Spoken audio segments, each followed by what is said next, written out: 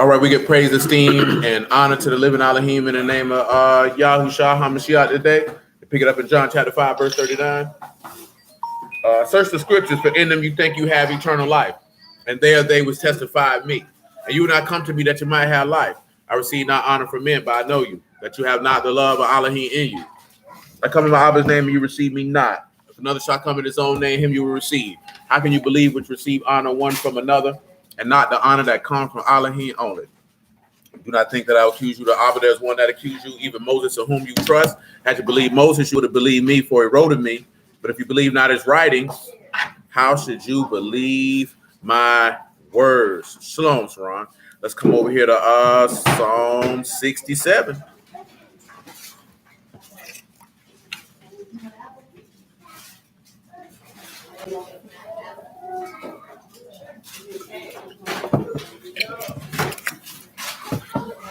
Be merciful unto us and bless us and cause his face to shine upon us, Selah.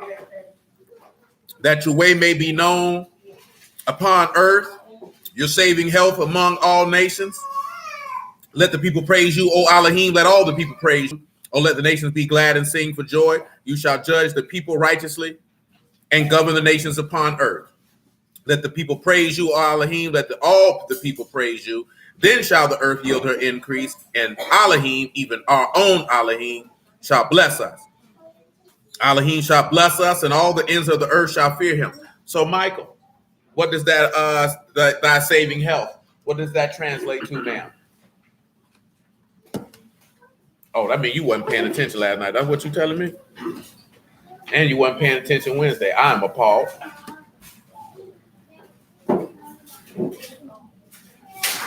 You're taking a long time to answer. Clock ticking. You're about to run out of time. You're about to miss the playoffs.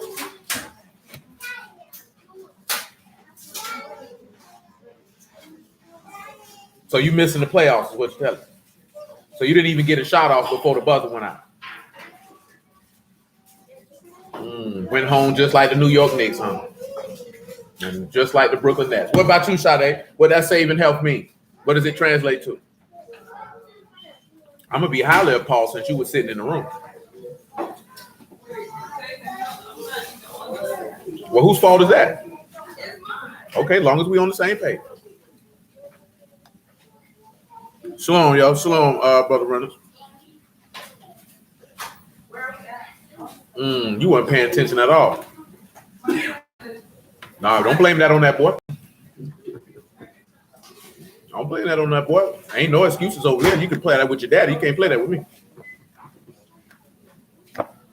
We're going to move on to somebody else who's in the room. John and Monica. Y'all one and the same. Oh, so y'all ain't heard nothing I'm saying. Well, what is it then? If you said it. Well, what you got for me? Nigga, what? You don't know how all that time you've been in here, you don't know how to say it? Well, shoot, tighten up then. Very well then. You heard that? What she said? What? I can't hear you. Okay. Shoot, baby, sounds like you got a speech impediment. So he said that he's going to make Yahushua known among all nations. We kind of talked about that in regards to what you call it.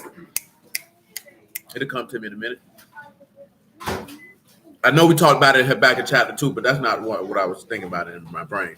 When we read in Genesis 15 on Wednesday that he would make his seed as the stars of heaven because all the nations would know.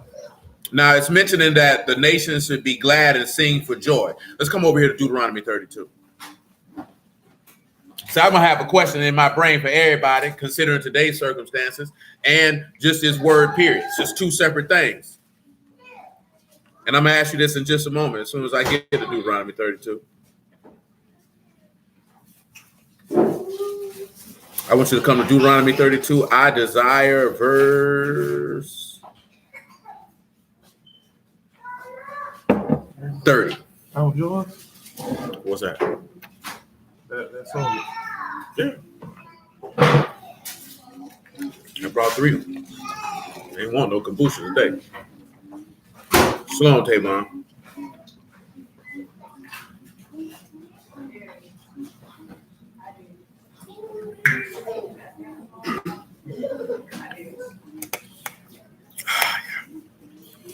Oh, Dwight, I'm going to pick up the soup.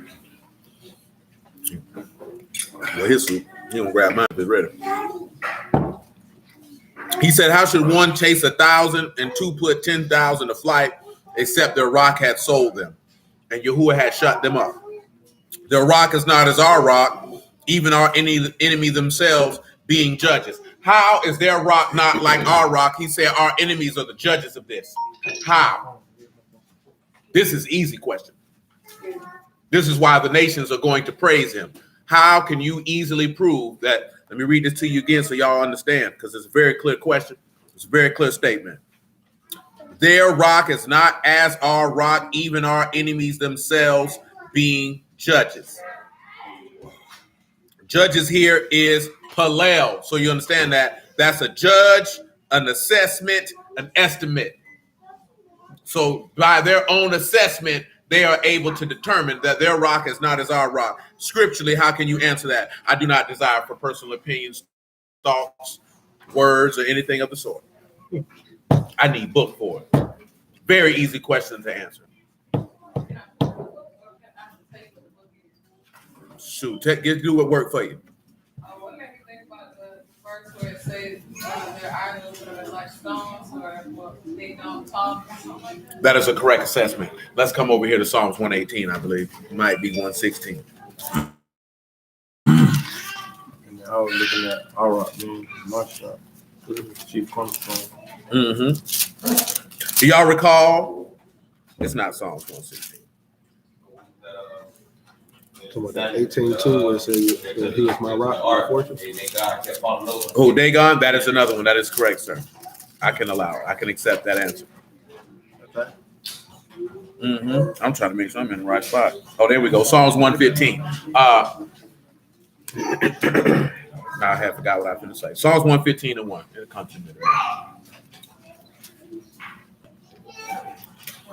Psalms 115 and 1. Not unto us, O Yahuwah, not unto us, but unto your name give esteem for your mercy and for your truth's sake. So again, this is referring, you're giving esteem to who? To Yahusha in this aspect, because he said, for your mercy and truth's sake. He told you in John that the law came by Moses, but grace and truth, or mercy and truth, because grace is mercy, came by Yahushua HaMashiach. So that's why you give esteem to his name. This is another reason why his name will be, or his saving help must be made known among the nations, then that his way must be known. See, I told you like this here, man, and I'm going to keep telling it to you. Like I say, I don't talk to a lot of them niggas no more. I need to call my man Sile up just on general principles. But, I don't fool with none of them niggas no more because I ain't got time for them. Not because I ain't got time for them, because I literally ain't got no time for them. But yeah, man, you supposed to check these niggas, man. These niggas sour. Dude, I know I went to school with. He go to I think he go to Impact, and he posted a video IUIC on the street talking about your sales pitch. Because they asked the Christian dude what was his sales pitch, and he was like, if that's your sales pitch of your God, I don't want it. My God, John 3:16 and all this, that, there, and the third. And I'm like, yeah, I get you, but both of y'all ain't right. Because them niggas getting lied to, you getting lied to. So it's just a whole bunch of people being lied to. You know what I'm saying? Because the dude say, my pastor make the Bible come alive. See, the first thing first, if you say this, it's your response, your pastor trash. Make it come alive. If it made it came alive, that means he would be alive in you. You would have a much better commander because you would have shut them niggas down. You coming in my pastor make the Bible come alive. No. Whoever, I don't know if that was the IUIC here. I doubt it because they were standing in front of a 7-Eleven, and ain't no 7-Elevens in Jacksonville like that. And what looked like a regular neighborhood. It ain't but a handful of 7-Elevens around here. There's 2 downtown. You know what I'm saying? That junk don't even count because they just slap that junk on there from something else. You know what I'm saying? It's one in Atlantic Beach. You know what I'm saying? Like, yeah, ain't no 7-Elevens around here like that. So they were probably somewhere else. But you to say he talking about my God died for everybody. He did, and he didn't. You know what I'm saying? He did, but he did. He did because he had to die for it because everybody come from Adam. He didn't because he died for a specific set of people. Because I have a covenant with a specific set of people. So I have to reaffirm that covenant with that specific set of people. You're able to come be joined into that covenant, but they got right of first refusal. And he was pretty clear on that. You know what I'm saying? If they refuse, you get your opportunity. The opportunity is there, but it's not for, you're not first in line for it. What's that, Daniel 7 or 9? Confirming the covenant. That's Daniel 9. We just talked about that last night. You know what I'm saying? And that's what people get that junk twisted at. That doesn't exclude anybody. But if I'm confirming a covenant with a group of people, that means they have right of first refusal. Because he already told you that in Romans to the Yahudim first. Didn't agree. Because that, and the reason why I'm only referencing it, because that's what the dude say. Our sales pitch is he only deal with the blacks and Hispanics who keep the commandments. Of course, that's their standard thing. That ain't no big deal to stress upon. But it's because there's an order. It's just not a free-for-all. You know what I'm saying? And when I say an order, meaning this man made agreements with certain people, and you just disregarding agreements he made with certain people. When I say certain people, this man made an agreement with Abraham, which therefore he had to make an agreement with Isaac, which therefore he made an agreement with Jacob, which therefore he made an agreement with Jacob's 12 sons, which is really just encapsulated in, he made an agreement with Abraham. And you just can't toss that out the way. You making the man be a liar. You know what I'm saying? He made an agreement with David. He made agreements with people. And this is a man who doesn't lie and that doesn't break his agreements. The people may be unfaithful, but he is not unfaithful. Ever. You know what I'm saying? So that's why I mention it, because you saying, I got a John 3:16, God. Look here, brother. Look here, brother. You just can't state that because now you saying this man don't fool with Abraham. Because what he said to Abraham, that's what he meant. So he's going to do that. And it ain't no, see, you know, a lot of people, they, like I told you last night, if I was to walk and see his pastor, and his pastor known, so his pastor wouldn't talk to none of us. Unless you just ran across him. Like, bro, I'm not trying to convince this nigga that he wrong, because I already know he wrong when I stepped in the room. You know what I'm saying? We coming through to get you to understand that this is the way. Now, we can dispute like what Paul did. Say Paul went in there disputing the things that pertain to the kingdom with them people. But it's what did it say? What caused him to leave? Do y'all know what it said? What caused him to leave? Oh, you say you do? You say you know what caused him to leave? That what it said? Oh, you wasn't listening. That's what. Come on, Mars Hill was introduced. Come over here to Acts 19. We come right back to Psalm 115.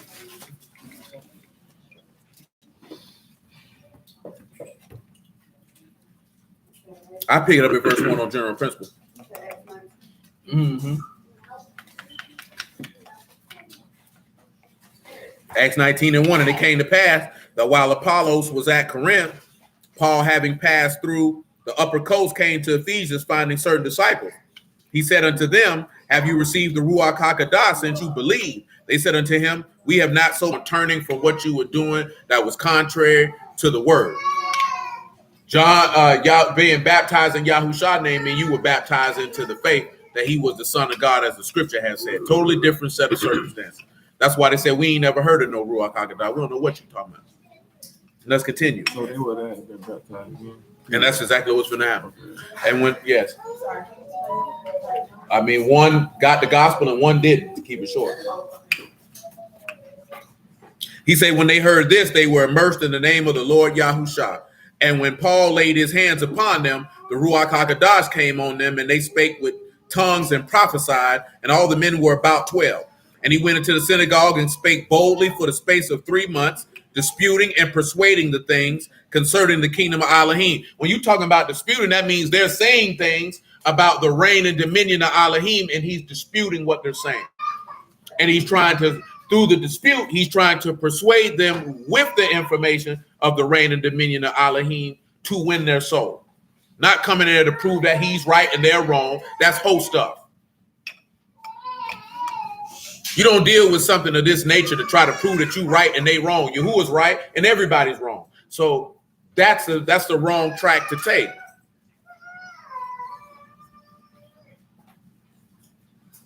I can see why that, because that's a general statement that Yasharal is the nation that has to be reconciled back to the Father, and then once they're restored to do that work, that can help everybody else to an extent. Yeah, that's what it is, but it ain't really about all that, because it's not about the nation being restored, because the nation is going to be restored of the individuals that he chooses. So it's not a mass, let me restore everybody. No, I'm saying that's not what you've been taught, but you're not the only person that I know that has hold that perspective. That's why I said that. I've definitely heard that perspective from Gentiles and Jews alike. What I'm saying is it's not even about him restoring Yasharal. It's about him restoring those whom he has already chosen. And out of those whom he has chosen some to do the labor. And then they dispense that information to individuals of the nations whom he has chosen. I'm really trying to get it real on a micro and not a macro level. On the macro, what you're saying is, yeah, I can dig it. But on the micro, oh no, he's not saving all these wicked niggas. You know what I'm saying? He got certain individuals. I picked him, her, him. I'm going to use him. She going to be a prophetess. He going to be a pastor. That's how that works. Oh, that Gentile over there, I'm going to give him a heart to hear. He going to hear like Rahab did. You know what I'm saying? I'm going to give that one their ear to hear. I'm killing him, and that's just how that rolls. You know what I'm saying? I didn't want to put it that way, where it's really the most easiest way to digest it. You know what I'm saying? Because at the end of the day, that's how that works. It could be 1,000 people in the room, and that man want 100 of them. I'm gonna keep that 100. I'm gonna kill them 900. Out of that 100, I'm gonna use 10 to go dispense that word. The other 90, they gonna sit back and hear that word, and they gonna serve me, and they gonna be happy doing it. See, now when you deal with a lot of brews, everybody feel like they got to go out there and do the work. Stop lying, nigga. It's just like our listening video they had to talk about, the alpha, the beta, the sigma, the delta, and the woman talking about every man should try to be an alpha. That's an absolute lie. Every man can't be no leader. That's foolish. You know what I'm saying? That's foolish. Because you can see that in the word. What did he say? Are all apostles? Are all prophets? Are all evangelists? Absolutely not. He said some got gifts of government, some got gifts of healing, some got wisdom, some got faith. That's not beneficial to the whole if every man trying to do the same job. You know what I'm saying? Members in particular. That means that I got people set up to do what I want them to do to further what I want done. See, we don't have that attitude when we look to him. We looking at what we want to do to further our reputation to be in order to have people to worship us.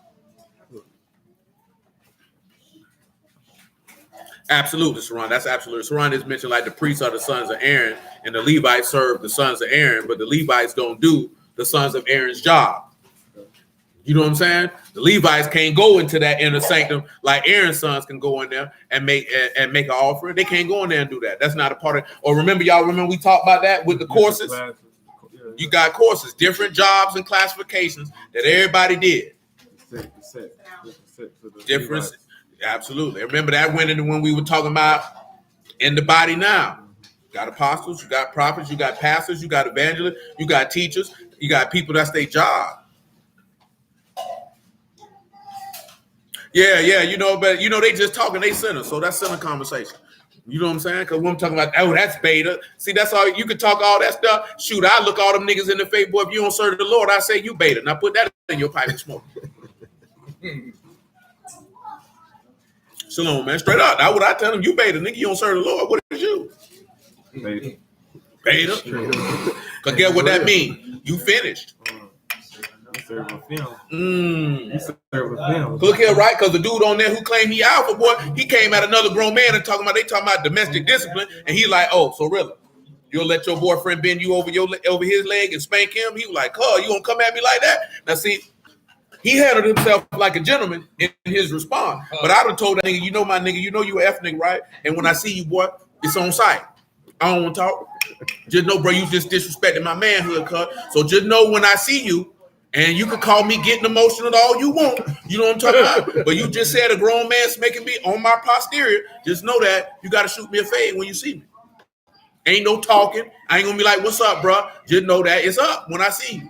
And if you don't got your setup, shoot. Personal problem. Because I already know boys in Duval don't play no game, boy. Them boys shoot you where they catch you at. They don't care who you with, what you doing, who around you, or none of that. These boys shoot niggas at the line at the job. Straight up. This no sad.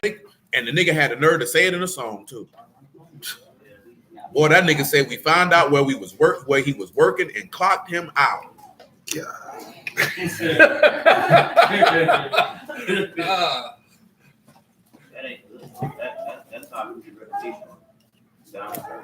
Nah, that junk ain't good because they really did it. Right.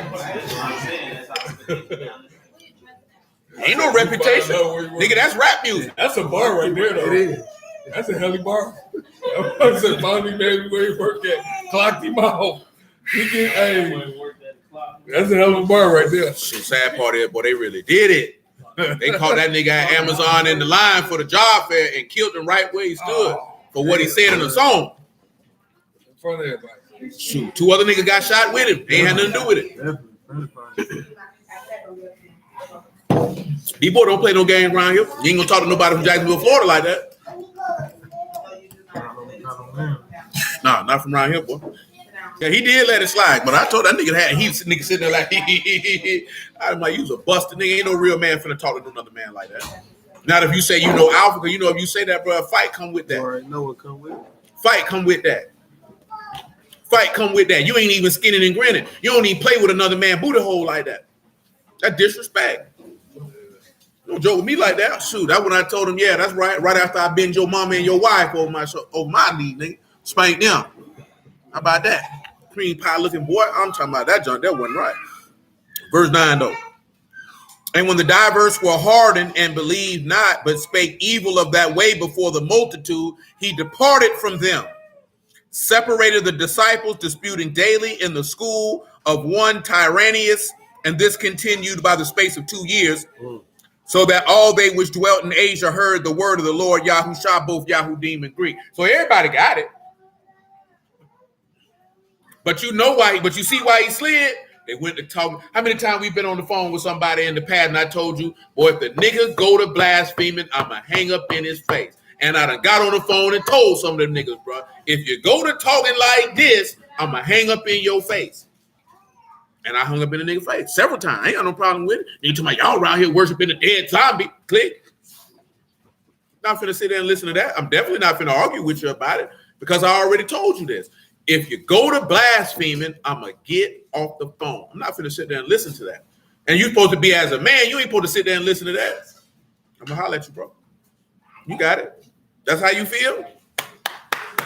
You clearly have sealed yourself up for hell, and who am I to stop you? That's the attitude that you got to have. If you have just remember what he said, what Paul wrote in one of his letters, he was like, you can pray that they stop opposing themselves. Nigga, they're destroying themselves. See, them not accepting the word is not hurting you. It's hurting them. So why am I going to argue with you because you want to die? Pull the trigger, nigga. Jump off the bridge. See, y'all been talking somebody want to commit suicide. No, don't do it. Do it.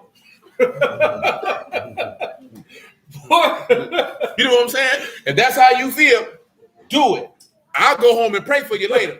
Do it. Jump off, nigga. Pull the trigger. The reason why I say that is this. Because if an individual has deemed themselves unworthy of redemption, of forgiveness, of mercy, and love, and of grace, then who am I to argue? Who am I to argue? If you deem yourself unworthy of that, so be it. See, people have this fake savior complex. In reality, you don't really give a damn about that person. You want to be right, or you want to be able to say that you did this. It's not that you care. So you can tell that to other people, and they believe. That's why people say, well, don't you, when you do something for people, you feel warm inside? That means there's something wrong with you, nigga. Because if you did something for somebody, you should have did it because you knew that was the right thing to do. You shouldn't have felt nothing. If you've been hungry before, then you know what it is to be hungry. So you would have fed the man. You would have been like, that made me feel warm inside to do good. Nigga, you got a narcissistic complex bubbling underneath the surface because you have a desire to be worshipped. You have a desire to be acknowledged. That's just what it is. And when you get a stripper, that's what this society creates. Because nowhere in the history of mankind have you seen people talking about they felt good for doing the right thing until recently. People did the right thing because that's what was needed to be done. What does the book tell you? If you know what to do is good and don't do it, you done committed sin. So it's not an aspect of doing what's going to make you feel good. That's why all them people go downtown. People don't go downtown and feed them homeless people because they give a damn about them people.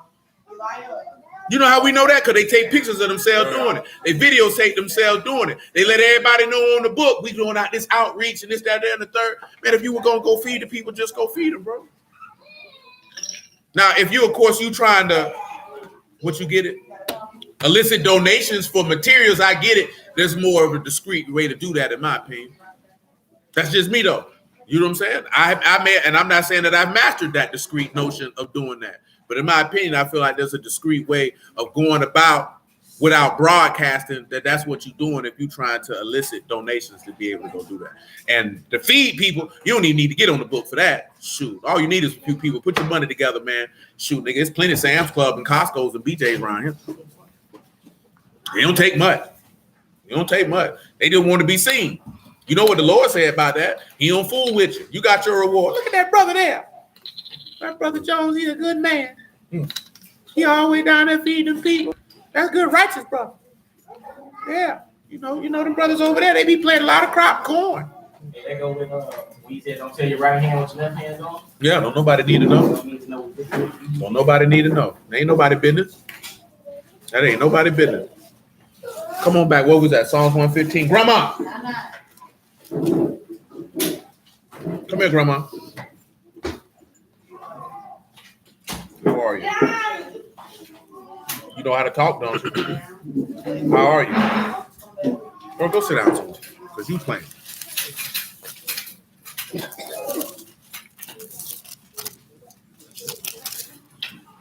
Psalms 115 and 2. Uh-oh, here we go. He said, wherefore should the heathen say, where is now their Alahym? And this is supposed to be your response. Our Alahym is in Shamahim. He does whatsoever he had pleased. Where your God at in heaven doing what he want to do? Where yours at? You know, see, the word give you the response for anything that a wicked person can say to you. Why your God ain't like this here? Be like, wow, God got us down here. Like all these niggas going crazy because they made Juneteenth a federal holiday. I don't give a damn about Juneteenth if they made it a federal holiday or not a federal holiday. You niggas celebrating because they freed us from being a slave. You already in a bad spot. That you happy about that. Right. And the reason why I say that, you dumb bastard, you still in subjugation to the same people. And you looking for them. We ain't asked for this. We want reparations. The fact that you got to ask a man to pay you for what they did to you shows you in a position of weakness. Sit your maggot behind down somewhere. Ain't nobody going to respect that. Build yourself up and take it, nigga. Then if you build yourself up and you got yourself as somebody that's vulnerable to them, they ain't going to have no choice but to give it to you. You asking another nigga to pay you for what they did to you, and you really stupid enough to think they going to do it. Because you asked. Mm-hmm. I seen the stupid niggas say, we want the police abolished. Now, when they get abolished, I hope you niggas got your yappers ready to deal with them young niggas in this city when they go to acting a fool. Because you coward niggas ain't going to go out there and police them niggas. Because guess what you going to do when them niggas go to letting them Dracos rain? You going to shoot right back at them. You ain't going to be doing none of that. Black Lives Matter. Can't kill him. That nigga up that fire on you. He go to banging at you. What you going to do? You going to bang right back. Because you know what you're going to be thinking about? The same thing some of them white folk be thinking about. Boy, I got some nice coochie at the house and 3 children. Because at the end of the day, you get rid of police, nigga, you going to have to be seen as somebody that's going to be respected to govern your streets. And guess what? Your women don't respect you, nigga. Because if they did, they wouldn't call Mr. Charlie when the problem go down. They'll call you. She don't see you as an authority figure. And you know the only people asking for the police to be abolished is women. And you dumb niggas repeating it. How many men you done seen up beside Colin Kaepernick? I ain't gonna say it. I'm finna say something very rude and disrespectful. You know what I'm talking about? You know what I'm talking about? But besides this nigga asked for prisons to be abolished. Now ain't none of y'all been in no prison. I've been in a prison. Some of them niggas need to stay in there.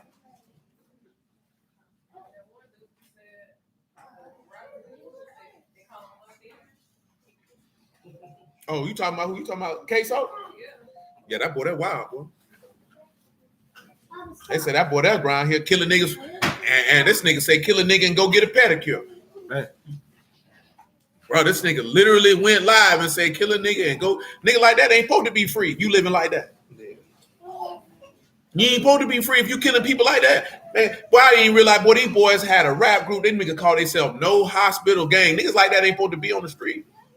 Them niggas say, boy, we shoot you, ain't no into the hospital. You pronounced dead on the scene.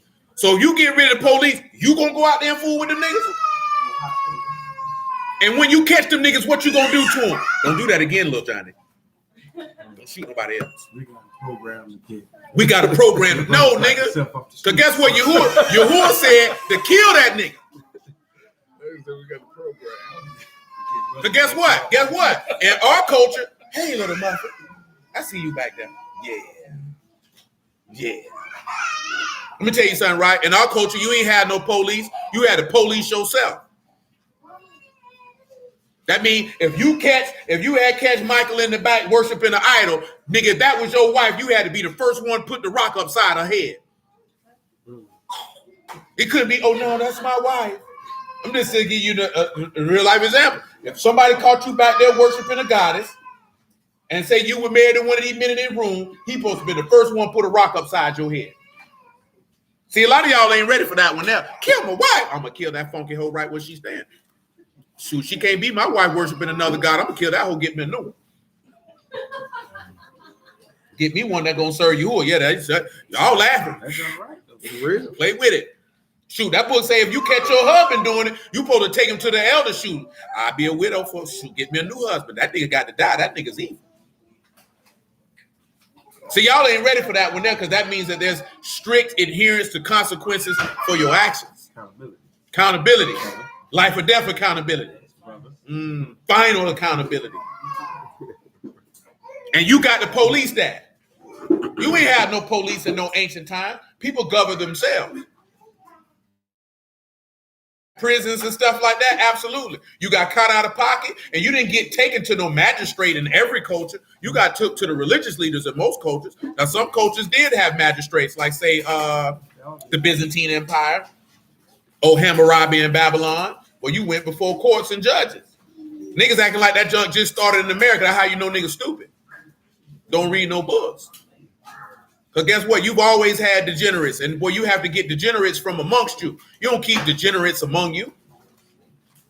That don't make no sense. But y'all want to have a nigga who you know rape children and women living next to you, but you don't want to get nothing to him because, you know, Black Lives Matter, you know, the oppressive patriarchy. I can't stand funky hoes that say the patriarchy. Well, funky hoes, stop using everything a man made and you build it yourself and don't ask a man for nothing.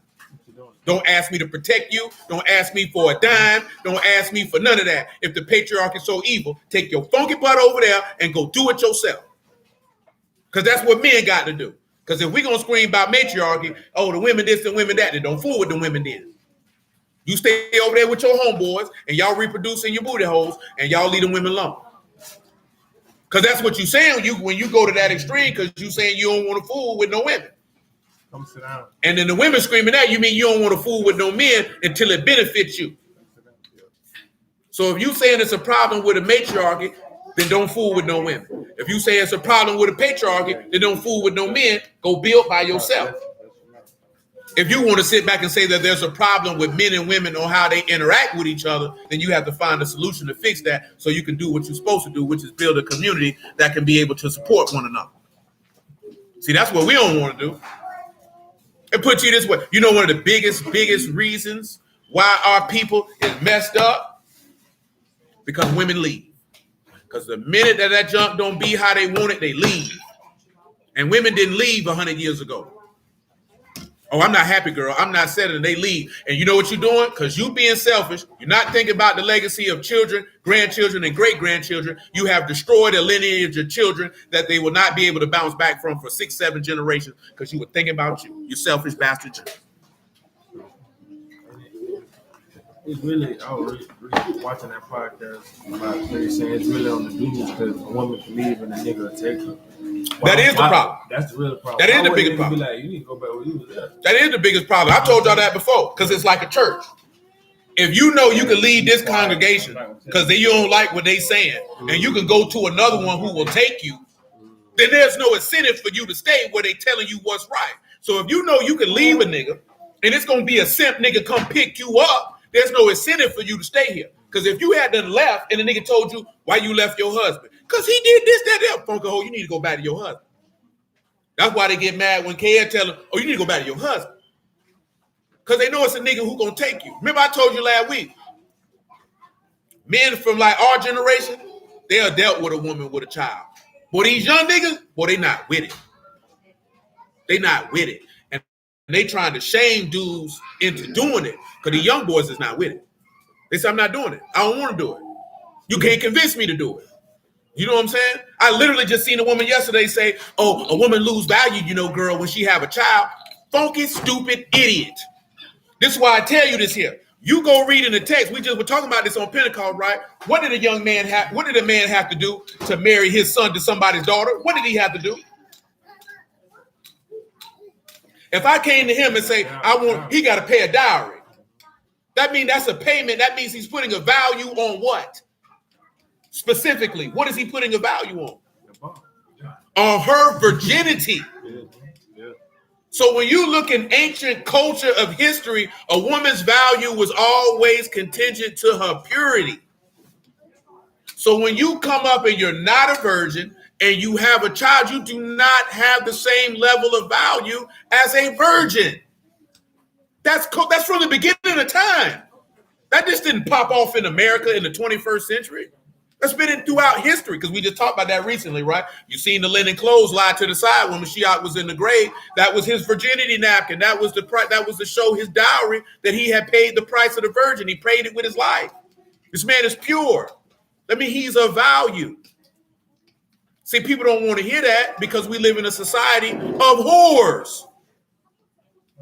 Not only physical whores, but spiritual whores. You can be with any God you want.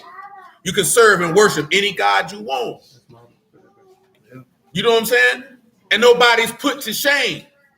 At the end of the day, you already know this here. Male or female. Boy, if you got kids and you wasn't married, you ought to be put to shame. Because y'all already know, see it like this here back in the day. Like, when she got pregnant back in the 60s, 50s, she'd have had to marry that man. And you know what a lot of women in that time, they would have had to marry that man. You would have had to marry Shauna on the spot. Her dad had been like, oh, no, you got to marry her.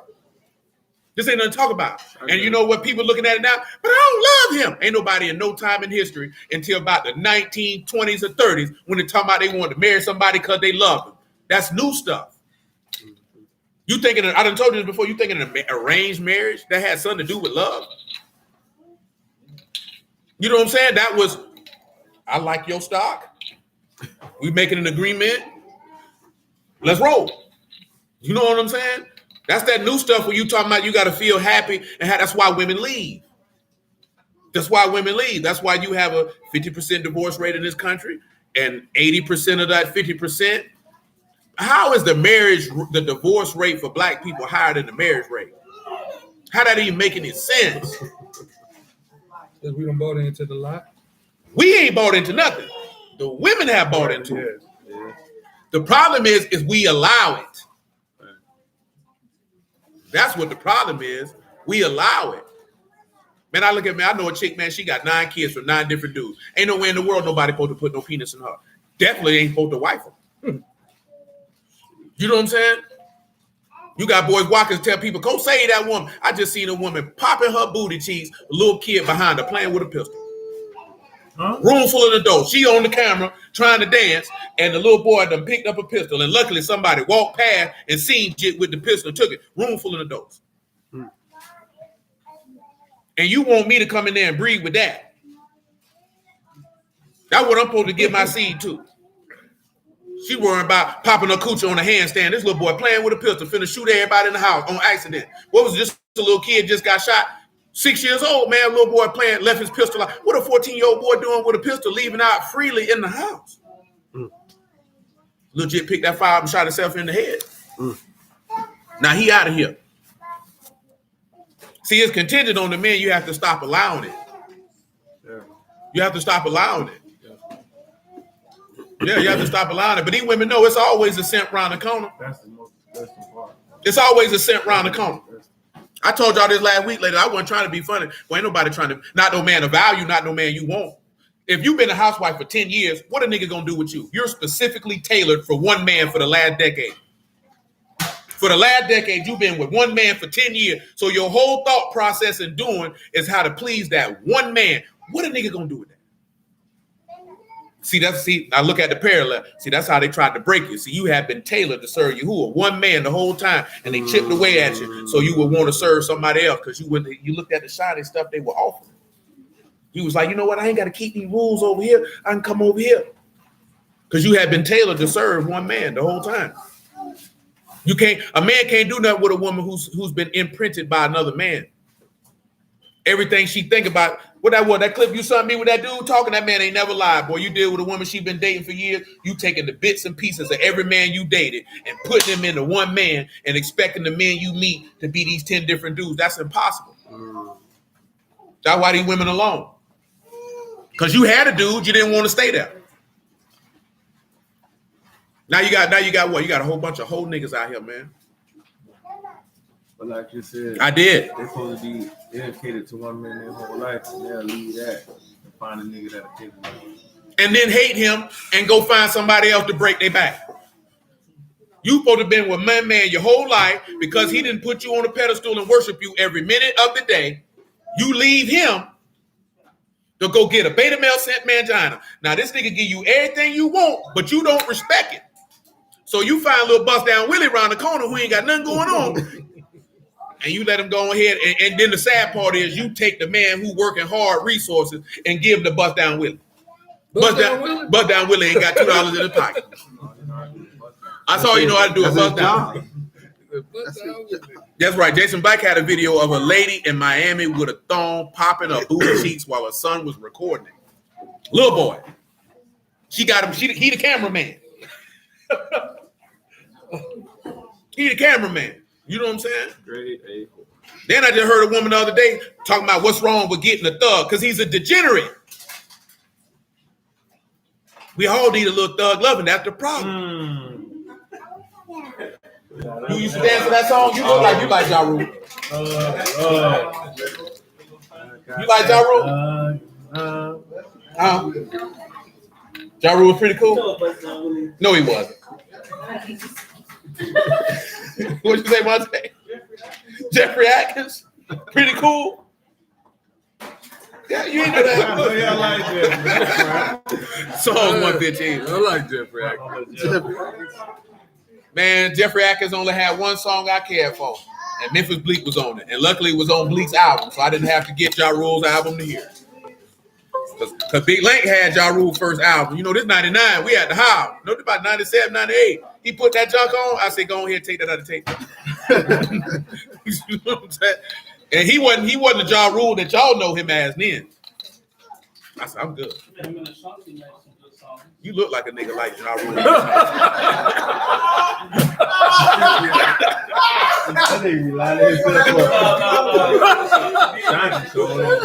Oh, boy.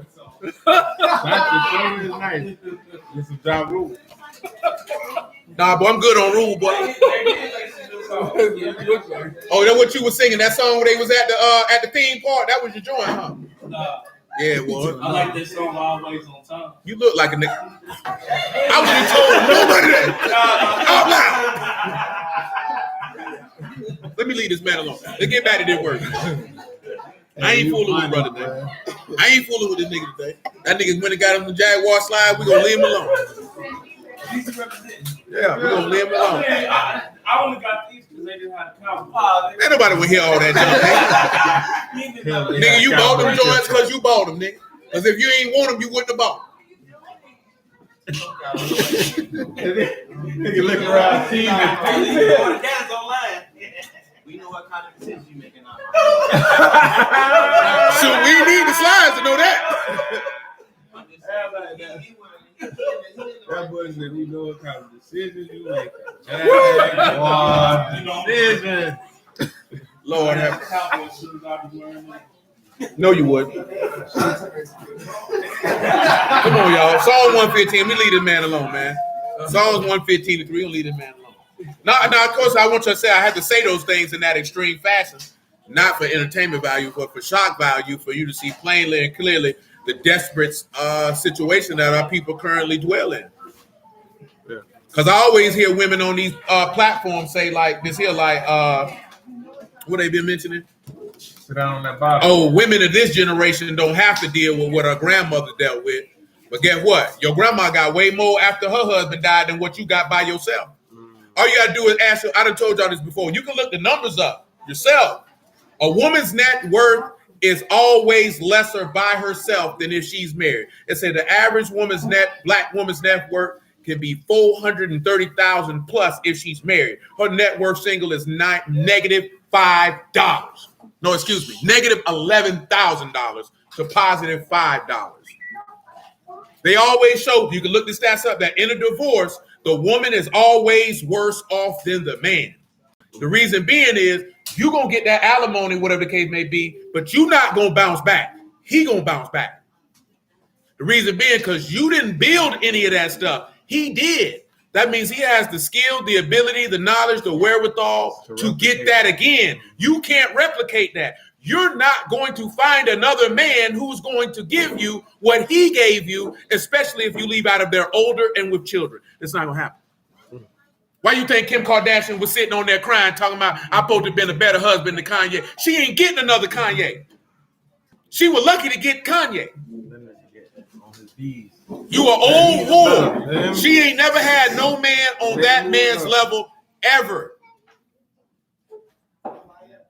All she is a professional whore. And she caught a big fish. And she knows she messed it up. You're not getting a billionaire. You're not getting that again. Baby, you're old. Your booty looks like saggy diapers. It's over. The only people who look at her in a high regard are other women. Men don't look at Kim Kardashian and say, woo, woo. Well, I sure love to marry that hoe. Put it this way. Would any of you brothers want to marry a woman who you know you could go online and see another man busting up her back? No. What brother told you the other day? He said, boy, if a woman got an Instagram full of looking back at them booty cheek pictures, that nigga say she a stray dog. Y'all don't realize, man, look at that type of stuff. That stuff harsh, though. But get what? A woman gonna sit back and look at, does he have wisdom? Does he have understanding? Can he produce? Can he lead? That's what she looking at. And if you's a buster and a sucker, guess what she gonna do? She gonna leave you right there where she found you at. Because we've been told you this before. Don't most of these young dudes get mad because women want to be taken care of? Mad for what? Is it not in their nature to want to be taken care of? Ain't no woman walking around here with some sense saying, even women who get money still want a man to do what? Take care of her. It's in her nature. Make more than them, that if I don't work, I'm still taken care of. So you have to accept that and move on. Ain't nothing to get mad about. Well, you know that boy BOA was dropping the other day. Well, that nigga had me dying laughing. That nigga said, I tipped my wife. He said, I tipped my lady. She served me. She cooked the food. She bring a tip. He said, hey, I give her $50 to $100 for a tip. But he said he do that. That's her walking money. He said instead of just giving her $2,400 a month, he said the thing that she do, I pay her for it because she earned it. Because we all know don't nobody appreciate nothing they don't work for. Y'all know that. Did y'all people used to give y'all allowance? Did you appreciate that money they gave you? Did you really? Or did you spend it up and felt like they supposed to give you some more before you supposed to got the next stipend? You know what I'm saying?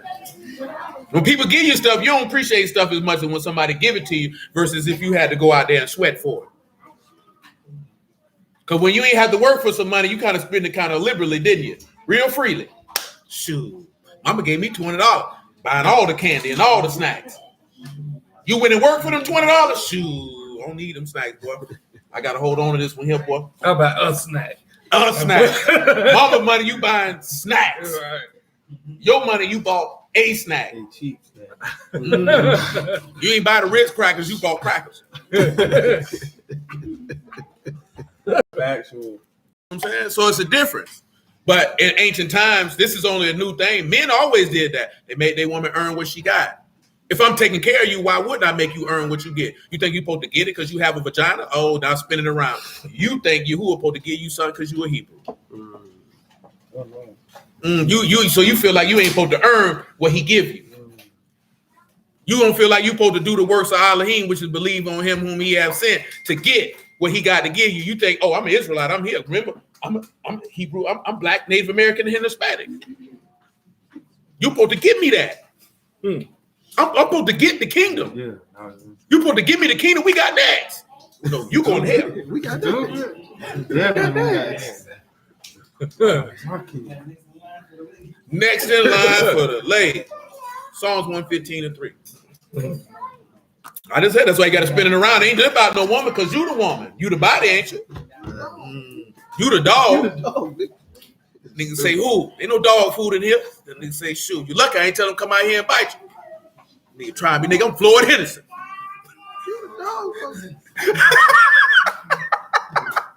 Boy, that junk ain't never not funny, boy.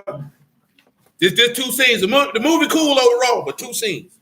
The opening, that nigga say, hey, boy, what that is? That nigga say, boy, I thought them was my pills. I swear I did. You thought they was what? I thought them was cholesterol pills. I swear I did. That nigga say, all my time in prison, ain't nobody roll up on me like that. I don't like boy coochie anyway. Movie is Soul, man. The last movie Bernie Mac ever did, that nigga was real gay in that movie, boy. Boy, Psalm 115 and 3. That nigga was gay in that movie, though. Suck him up. Hey, he said, but our Alahym is in Shamahim, he done whatsoever he had pleased. Their idols are silver and gold, the works of men's hands. They have mouths, they speak not. Eyes have they, but they see not. They have ears, but they hear not. Noses they have, but they smell not. And they have hands, and they handle not. Feet they have, but they walk not. Neither speak they through their throat. They that make them are like unto them. So is everyone that trusts in them. So the fact that they deal with idols is proof positive themselves that their rock is not like ours.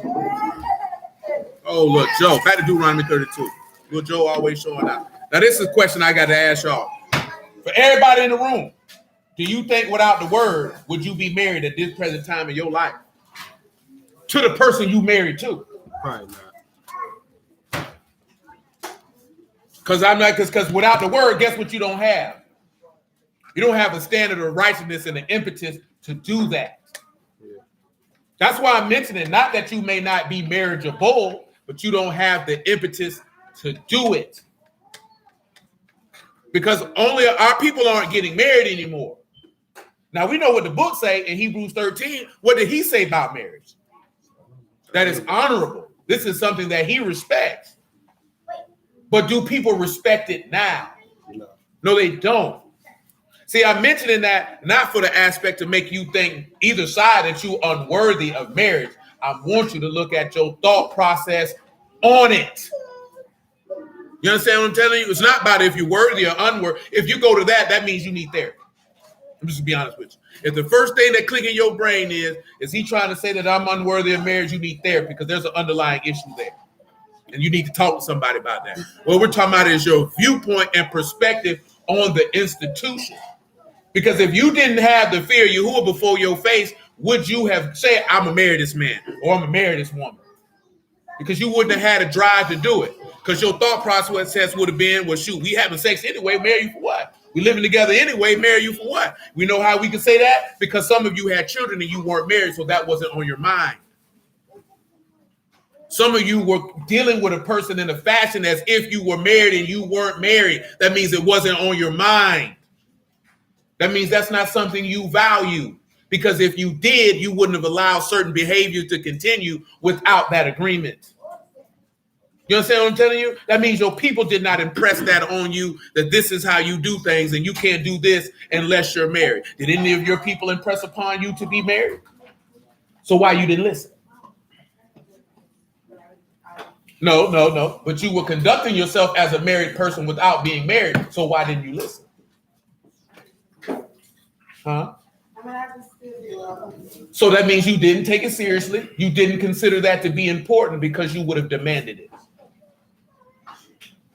The reason why I state that is because let's say you did that, had a child, it didn't work out. Now you've placed yourself at a disadvantage because you didn't demand that.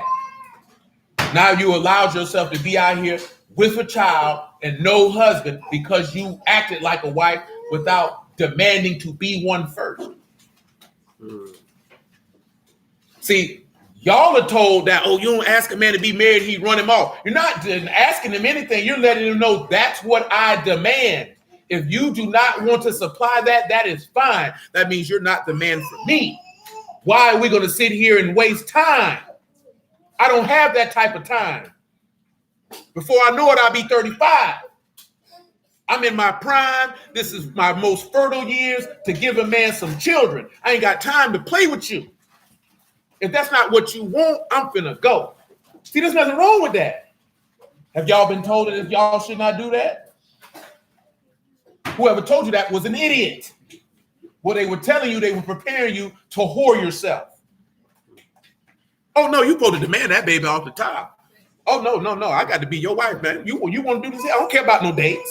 See, y'all get assumed that he bought me this, he took me. I don't care nothing about all that. That ain't going to get you no yams. This grade A. Yeah, this great A. No, see, it's yams over here, but if you want sweet potato pie, you got to marry me. Talk that talk. You want some you got to marry me. You want some sweet potato pie? Man, we want sugar in this attitude. You want me to add all this brown sugar, cinnamon, and cardamom? Oh no, Sweet potatoes hard, nigga. Sweet potatoes hard. Potatoes hard. Man, tell these things back. Straight up and down. I'm telling you that because there's a difference. Because if men want something, they have to be intentional on what they're asking for. If you want something, because it's going to be more detrimental for you to get a man if you do certain things and it causes you to lose your value and place you at a disadvantage. It's going to make you, because guess what? At the end of the day, you don't have to like it. It is what it is. You're the product. Men are consumers, and you can't tell men what they want to buy. I'm moving on. Because guess what? When y'all want shoes, y'all want outfits, you tell the people what you want. Because if you don't want it, you ain't buying it. That's why I told y'all, don't go for them hoes that talk about, oh, she'll pick me. That's the hoes that playing with the vibrator to the house. They ain't got no man. You want to be picked. That is the objective. Look at you. Look at her. She made that nigga pick him. You gonna get me, nigga. That nigga was aggressive. I need a man now. Tonight.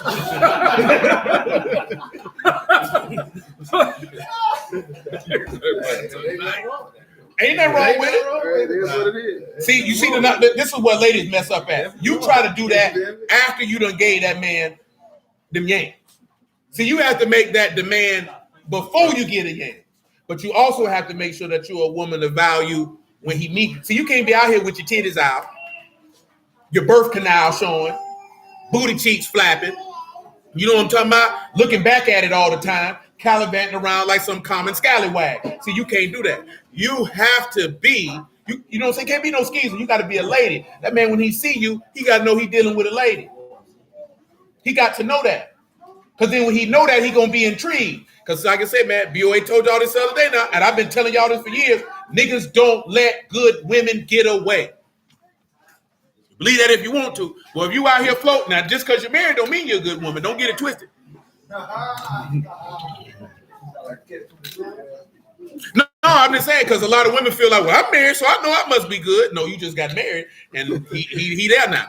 We here now. You know what I'm talking about? But a woman out here, Dolo, if a woman get past 30, no man, she either ain't put herself out there like she supposed to get a man, or she ain't no good woman. Right. Because most of y'all think a nigga gonna jump through the window and say, hey, baby, you ready to go out tonight? That's not happening. Ain't nobody jumping through no window. That's what TV teaches. He gonna come find you, girl. Let Hallmark keep lying to you. Ain't nobody coming to find you.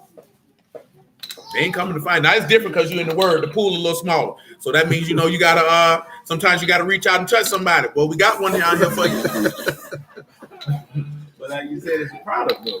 It is. What you selling? If it ain't out there, who gonna buy it? Ain't nobody gonna buy it. You know what I'm saying? But I just want, like, as a man, if you didn't think about getting married, but you were trying here, you in here take. I never did this in my entire life. I ain't paying no bills for no woman I ain't married to. That's pure asinine. I don't even see how nigga do that. Move in with you, stay with you, pay the rent. That ain't your wife though. Oh, you a special type of stupid. That don't make no sense. You know what I'm saying? Because if you're gonna do all that, why you ain't married her? And then you say, nah, bro, I don't want to get married. Still, why you live with that then? That don't make sense. I ain't never did it. To me, that made no sense. But I'm talking about the aspect of if you What would motivate you to do it? Most men should be motivated to do it. We were just talking about this here, man. Dude, I know mention, hey man, my man finna get married. Business people start calling. I want to do business with you. Men want to do business with men who are married because they look at you and say you're reliable. Clearly, you're loyal. I want to do business with you. Men don't trust men in business who are not married. They don't trust you. They look like there's something wrong with you. That's if you're really trying to make moves. If you're trying to be like this, we talking about this rap stuff. We talking about really doing business with people who do business. When you run across people who really do business, 95% of them are married or have been married and just ain't remarried.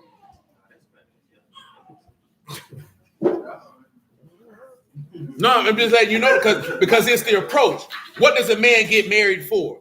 Man get married for one thing in particular. What you ladies believe the number one thing a man get married for? Absolutely not. He don't need a woman to be stable. That man don't need to be married. That's a man who don't need to be married. I thought they would have knew that first quarter. One thing nigga can't get on his own. Hold on. What you say, Nisha? That's it. Men get married for children. That's the only reason. See, you thinking men get married for love and all that type of stuff?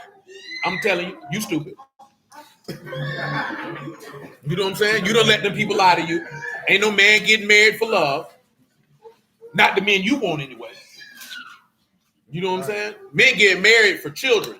And they know that it is better for them if they're trying to build something. Oh, this drunk ain't closed. If they're trying to build something. No, I thought I had the jump plugged up. I'm trying to get the jump before it dies.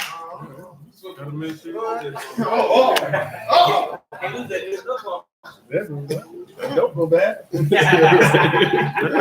can't say don't go back. I got locked up. Boy, I had dope in the closet 6 months. Boy. Came home, that dope was still there, nigga. That junk sold too, boy. While I was out there, boy, I bumped all that off. Straight up. That junk was right in the closet, boy. 6 months, boy. Boy, I got out, boy. I'm talking about broke it in the 10 Commandments, boy. I went right out of that thing. Got that dope about that closet, boy. Got off of him. Straight up. Straight up. You know what I'm talking about? But it's a legacy thing. You know what I'm saying? What have we just been stressing? We read in Psalm. It say that the father's supposed to teach the children so that each generation can do that. So it's a legacy thing. Men don't get married for love. Not mature men anyway. Young men do. Mature men do not.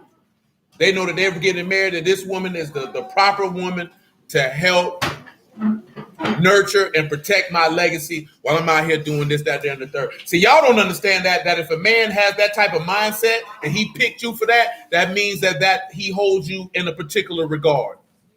That means you ought to reciprocate that by doing whatever that man asks you to do. No questions asked, no problems, no skitting, no gritting, no none of that, no gnashing of teeth. Do what the man asks you to do.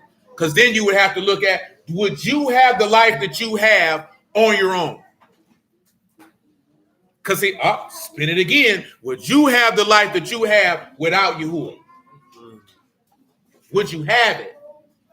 You understand what I'm telling you? See, we're just using the natural, spin it around. Would you be able to have the life that you presently have if Yahuwah was absent? And I ain't even talking about just material stuff. I'm talking about everything in life, your mindset, your ideas, your drive, your knowledge, your wisdom, your understanding, your level of discipline.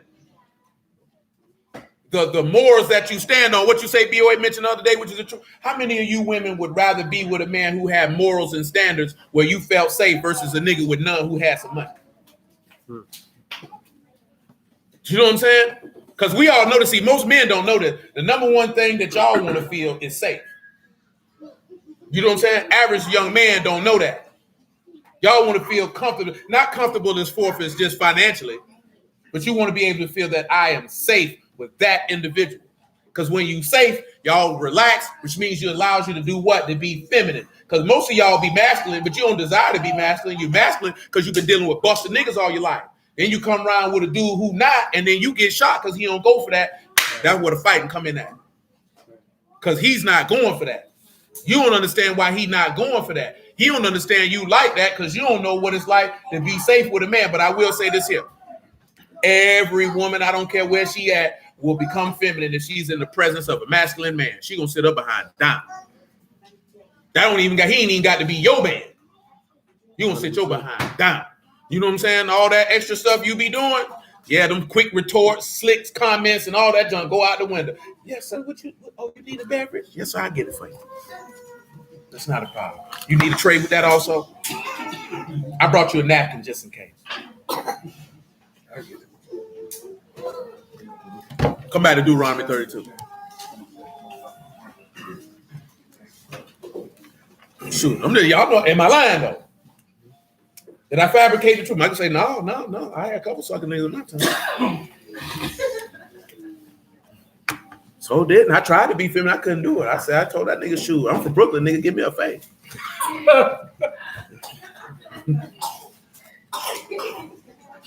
Did you tell a couple of them that though? Mm-hmm. Do you know what a fade is? What is a fade? Oh, throwing up your set. Look at you trying to get gangster with throwing up your set. Deuteronomy 32 and 32. Throw up your set. Look at she popping her collar. No. She said, I threw my set up a couple times. Shoot. I held my own too. He said, for their vine is the vine of Sodom and the fields of Gomorrah. The grapes are the grapes of Gaul. Their clusters are bitter. What does this mean when it says their vine is the vine of Sodom? It is corrupt. What was going on in Sodom? Oh, man. Now, see, you mentioned homosexuality because that's what we know. Right. You know what I'm saying? That's he was talking about us now. Oh. So in this one here, he talking about the gods of the nations who they determine their assessment. Because in Ezekiel 16, that's rough. Because he compared us to Sodom and Gomorrah. Exactly worse. Say it. So when you look at Sodom, like you say, like he mentioned homosexuality is what they known for. But they had all type of stuff going on. And in the verse that he know, it mentioned that Sodom and them boys were oppressive. That them boys extorted. That's also what they had going on now. When you look at these false gods and these religious systems, what do? They oppress and they extort. You know what I'm saying? I just didn't want to stick with the homosexual part because we know that. Because we know the God happy, you know, Horus, we know all them sissies. But them boys oppressed people in Sodom and Gomorrah as well greatly. Then he said that's what their vine is. Remember what Yahusha said he was? That means that the God is the root that springs all these wicked people. So we can talk about Horus on the aspect where he talking about masturbating on lettuce. That's the story about Horus and Set. When he went to go fight Set, his uncle, he decided that he was going to pull out his penis. No, Set, excuse me, not Horus. Set decided, I'm going to pull out my penis. I'm going to masturbate. I'm going to ejaculate on lettuce and then try to sodomize my nephew. That was a choice vegetable. Choice vegetable. Romaine. That's why it's called romaine. Because when they went to Rome, they like Maine.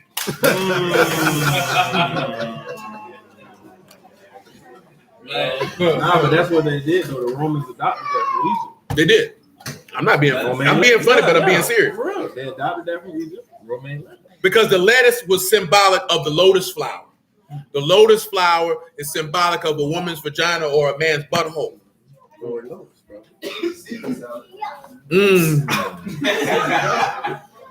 And I'm not being funny. You can look this stuff up yourself.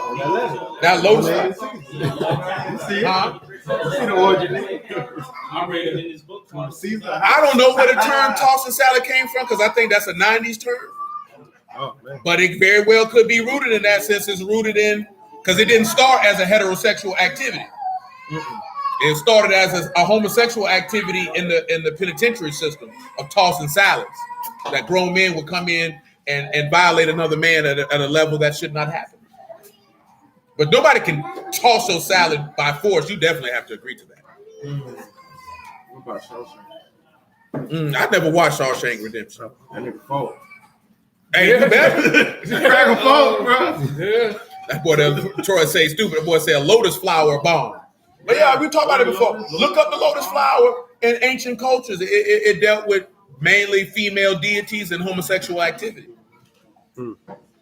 That's why the lotus flower is pushed and promoted, and the lettuce leaf is similar to the lotus flower, and that's why that it has the Yeah, it blooms like the lotus flower. They want to bloom in a man's rectum. Unfortunately.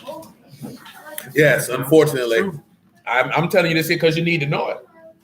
So when somebody come tell you this here, see, you need to get with the god Oshun. See, Oshun ain't nothing but another version of what her whole name is? Isis coming up out the lotus flower. That's all she is. And you stupid niggas around here singing to Beyonce and she around here mesmerizing you with that whole energy. Or like as Minister Jap like to call it, that transsexual energy. Because a lot of women got transsexual energy. Y'all know what that means to have transsexual energy? That means you're masculine. I heard trans. I stopped trans. That boy stupid. That boy Sean said, no wonder I prefer spinach. Now I say the fields are as Gomorrah. What does that mean if the fields are? That means the land or the hearts of the people. That's why I say the grapes are grapes of gall, the clusters are bitter. The fruit that it produces is ungodly and wicked fruit. Let's continue in verse 33. Their wine is the poison of serpents, the cruel venom of asps. Now we have wine that we drink. And what is that? That's the flesh or the blood of Mashiach or the covenant. It say they wine is the wine of a serpent. So you don't want to drink from the serpent's cup. See, this taking us even further down the line, talking about that beast. Because y'all should know that, right? For you to recall. You familiar with the beast in the idol? You know about that? What did it say about the beast in his idol? What did he say that idol would be able to do? It's in the book of Revelation. What does it say that the idol that the beast would build would be able to do? Speak and what else? No, he didn't say to perform miracles. Definitely didn't say that. I mean, we need to read it because y'all look at Puff. Pull it. That's right. I thought he said he'll bring fire down. No, it didn't. It's not the idol, brother. Let's go. Revelation 13. See, it's better to look at it than to guess. When you don't come through with confidence, when you respond. 13 and 11. Revelation 13 and 11. Muffin Man. Boy, Muffin Man. What's up, boy? Now you act like you don't know me. Wasn't my homie. Now I want to slap the taste out my mouth.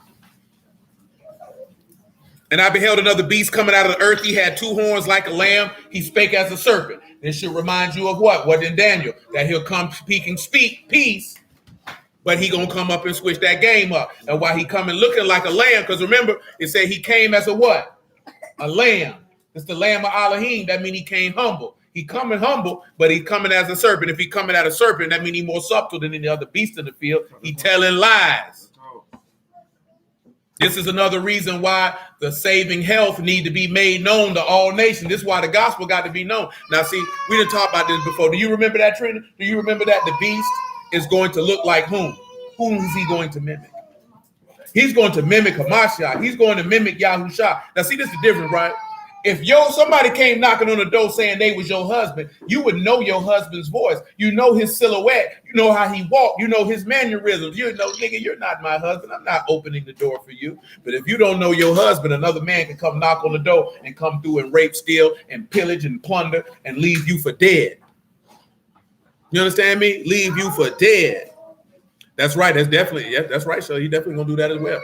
So you have to know that. So if you don't know the saving health, and then he pop up on the scene, how you gonna know him from your husband?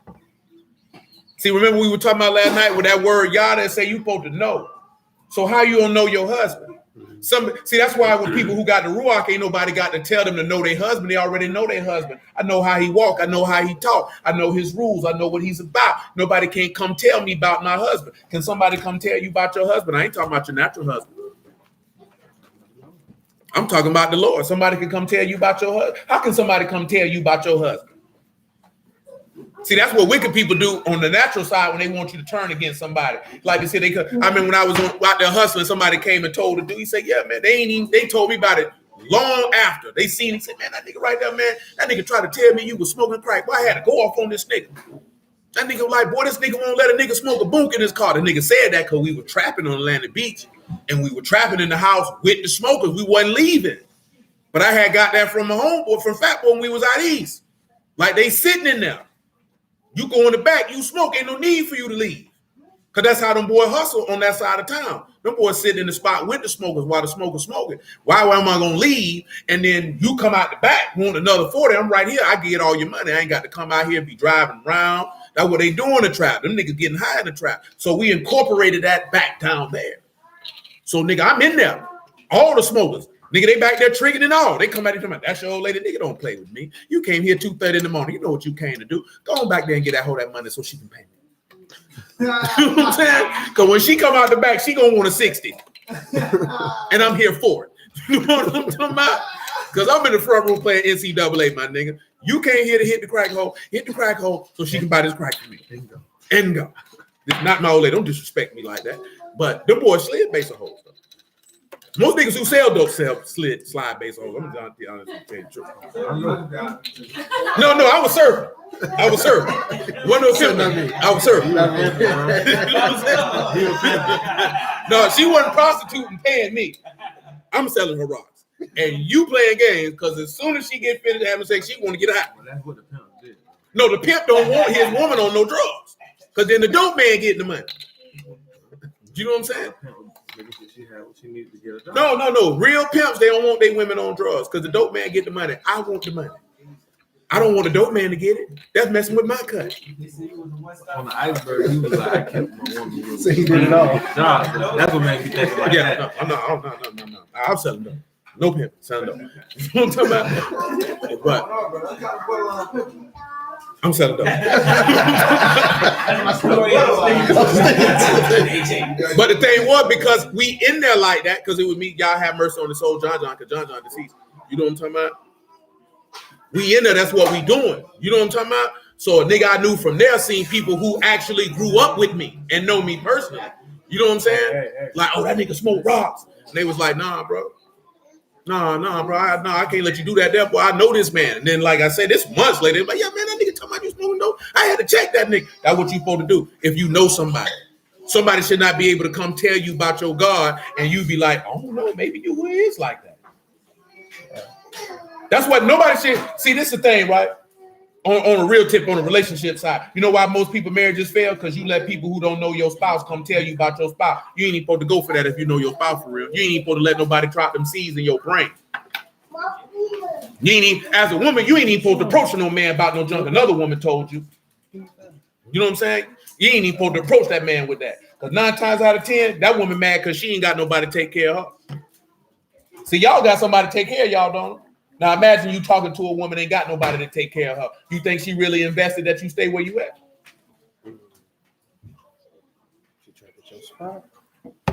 Shoot, she just might want you to be over there bitter and lonely with her. Don't even want your man. Just want you over here with her because she ain't got nothing going on. See, men don't do that, but y'all peers do that. See, some of y'all sitting there thinking, dang, that hoe did do that one time. I'm telling you that, and y'all know women do that. Girl, you don't need to fool with that man. He don't let you. As soon as she come telling you about what your husband doing, you be like, this hoe ain't never been able to keep a man her entire life. You don't supposed to listen to her. Straight up. Don't listen to no woman who ain't got no man and can't keep no man tell you about how to interact with your man. No. You want to hear about how to interact with a man, you find a woman who been with a man for 10 years plus, and you listen to what she got to say. You know what I'm talking about? Don't listen to no woman, especially a woman in her 20s, ain't got no man. A woman in her 20s who ain't got no man and children from 2-3 different seed specimens. Boy, don't listen to that woman. She trying to have you around there lonely and bitter with her. Guess what? When the last time any of y'all had to think about paying some rent? When the last time you had to worry about paying for some groceries? I'm talking about you personally had to go out there and labor and make it to pay for it. When the last time you had to do any of that, where it was if you didn't do it, you were going to be hungry, naked, or on the street. Well, don't listen to these funky hoes out here. Stay right where you at and let that man do what he's supposed to do. Because at the end of the day, she got to go out there and labor. Guess what? If it was a blizzard out the door and the food had to get got, you can stay in the house because he going to go get it. You know what I'm talking about? You ain't even got to think about that. Like he going to be like, you know, baby, it's about -10 outside. It's about 2 feet of snow. He go to shovel. Get the car out. He go to grocery list. Call me if you need. I'm going to bed. No, you ain't even got to worry about it. You to look at him. Yeah, I'm finna go in 15 minutes. You already know he going. That's not even a concern for you. You know what I'm talking about? Guess what? When COVID was going down, they was like this here. Some of y'all could be like, you know what? My husband will go in the store for me. I ain't got to go out there. See, that's different. Some of y'all friends, guess what they got to do? She got to go out there with that shovel and get that car out that snow. Ain't no man in there she can look to in that -10 degrees and say, baby, you can do that for me. She got to go do it. Kids ain't old enough yet. Kids ain't old enough yet. Because that's who you supposed to send. You ain't got no man. You send them. Shoot, if you got a man, you send him. Shoot, you a man in there. You got kids. Shoot, you better hand that young nigga a shovel. Shoot, son, you know what to do. You got daughters? Shoot, what you mopping floors for? Shoot, better put that nigga to work. Here's the spot. Do it right. Look at Trina. Show live. Put him to work. That's what you're there for. You're going to earn your keep. I told you, shoot. That boy old enough to push that lawnmower. Don't be talking about, that's my baby. He sure live. Cut that grab, boy. Let me show you how to use these hedges now. Cut your finger. Be careful. Be careful. That's what I got you for. That's what I got you. That's what I got you for. You got to earn your keep. You get sleeps. You get eats. Shoot. Shoot. You gotta earn that keep. You know what I'm talking about? But by the same token, though, all jokes aside, you're preparing them for their adulthood. If you sit around and you do everything for them, they're going to be a trash can adult. Because remember, that's just not your daughter. That's somebody's future husband. Future wife. That's not your son. That's somebody's future husband. You know what I'm saying? That's just not your child. That child gonna go out there and make their own family. What type of man or woman they gonna be when it's that time, and you directly responsible for that. You can influence that. You participate in that. You can have a hand and say, I help create a responsible young woman who is a submissive, cooperative, loving, nurturing wife and mother. You could go to your grave and say, I did my job. Be careful. You can raise a young man and say, my son is a producer. He leads and directs his household in righteousness and directs his affairs with discretion. He loves his wife. He raises his sons. He provides for his household. You can go to your grave in peace knowing I did my job. You know what I'm talking about? See, that's the part of having a family. That's why they don't want you to have it. That's why I asked all that about, would you be married? Your viewpoint on marriage, how do you view it? How did you see it? Did you just see it as something to do? Something that looked cute? Or did you understand that the institution that you were creating is a cog in a community? You're just one piece of an engine that pushes it, that interconnects with another part of an engine. And when all people have families in that community, you build a force that you wouldn't have to ask another group of people for reparations. She say, Mari got field Mars right now. Shoot, I know Bird taking Bird or so. Bird is a strong young man. That boy look like he built for the field. That boy got a body for laborer's work. Real though. That boy got that, what his name is, from Green Mile. That's what look like, if he get tall, that's look like he gonna be built massive man. Yeah, he gonna grow up a massive man. She said Michael Clark Duncan. That's his name. That was a big boy. That's a big man. Mari got that type of build. If he get that height, oh yeah. Mari gonna be a big man. Verse 12. Ain't gonna be Paul. That's gonna be a large man. That boy got wide shoulders, strong back. Boy look like he gonna hit niggas. Why this? I apologize, sir. I apologize. You had to hit me.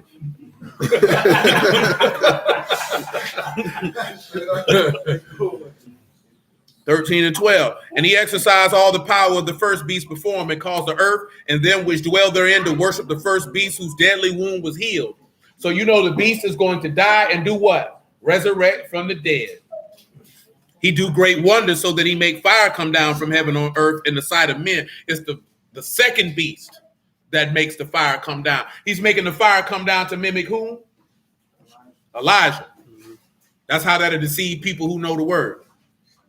And he deceived them that dwell on the earth by means of these miracles which he had power to do in the sight of the beast, saying to them that dwell on the earth that they should make an image to the beast, which had a wound by a sword and did live. He had power to give life unto the image of the beast, that the image of the beast both should speak and cause that as many as would not worship the image of the beast should be killed. Do you see that's why we're supposed to know the word? Because what did he say our idols shouldn't be able to do?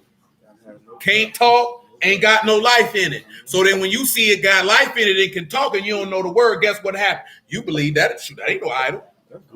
That's God. He talking. See, I knew that Bible wasn't true. He's speaking through his throat. He got life in him. You ain't gonna worship him? That's why you got to know the difference.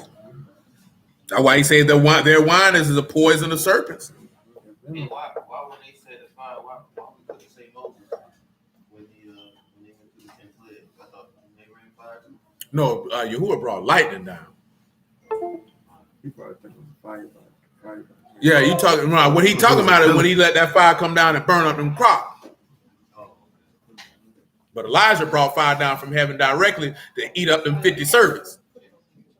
He said, if I be a man of God, then let the fire come down then.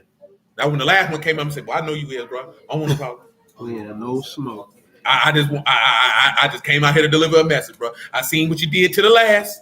Ain't got no problem. Sometimes you got to do people. See, people don't even imagine that a servant of Yahuwah would do that. That's why when the apostles came and said, should we bring down fire from Elijah? Like he said, well, you don't know what manner of spirit you got, boy. Well, we ain't come down here to kill nobody. We came here to save people. That's why when you come with the word, you coming to save people. You ain't coming to kill nobody. See, when you coming to try to prove somebody wrong, you trying to come to kill somebody. We coming to save lives. We ain't got time for that. We ain't got time for that. But see, I'm gonna tell y'all the difference. You know why most people don't know that? Because they ain't got no love in their heart. When you got the love of Alahym in your heart, your whole desire is to save people. When you don't have the love of Alahym in your heart, you ain't trying to save nobody. You trying to prove everybody how you the best. We ain't got time for that. Verse 34, because we got to get ready to wrap this up. So some of y'all know got to follow because we got to go to Lim Turner. Hopefully the water ain't nasty. That's a lie. That is a lie. Yes, I do. I do. Yeah. I didn't forget this time.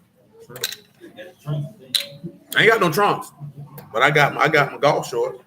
Johnny got something we need. He said he got his short. I was trying to catch him, but he did because I knew that nigga was in the bushes. So In the bushes. I knew he was in the bushes. We know he got to catch him first. We know you got trunks. I was trying to soften it for him. I knew he was coming. See, I got on golf shorts. Yeah, I mean, because I'm sitting down. You seen that nigga thigh standing up.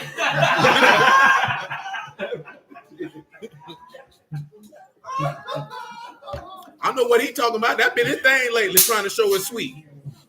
That nigga definitely been talking about it. That nigga done became a trainer. That nigga wear coat shorts now. Coach White. Like this here, look at my thigh. Legs to prove it. He said 3 years ago you wouldn't have seen all this thigh. He said now. He said I'm a man now. Look at my quad. Say getting serious. Nigga say, you see the sweet, the teardrop. Well, that nigga sitting there like he got a load on it, don't it? Let me leave that man alone. Leave that boy alone. I'll finna rank on him. I ain't gonna rank on him right now. I get him later. Yeah. 32 and 34. I'm gonna leave him alone. That boy got you right. You got your shirt. You know we ain't gonna let you get no liquor like the last time. Don't bring none to the party. Hey, all that ganja. We heard about your boy. He was at. Well, that boy was at Little Johnny wedding party. Wrong. There's no liquor. This is a coastal party.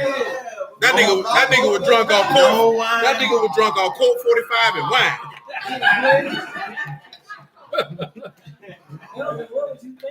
Getting blazed.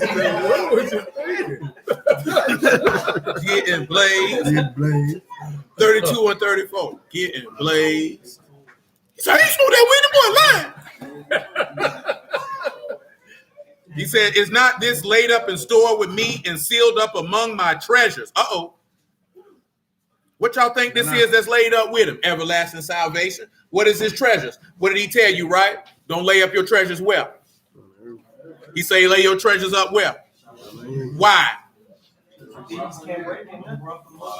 Say thieves can't break into there, and it can't rust and corrupt. He says, to me belong vengeance and recompense. Their foot shall slide in due time, for the day of their calamity is at hand, and the things that shall come upon them make haste. For Yahuwah shall judge his people, repent himself for his service. When he sees that their power is gone, there is none shut up or left. So you know what that means?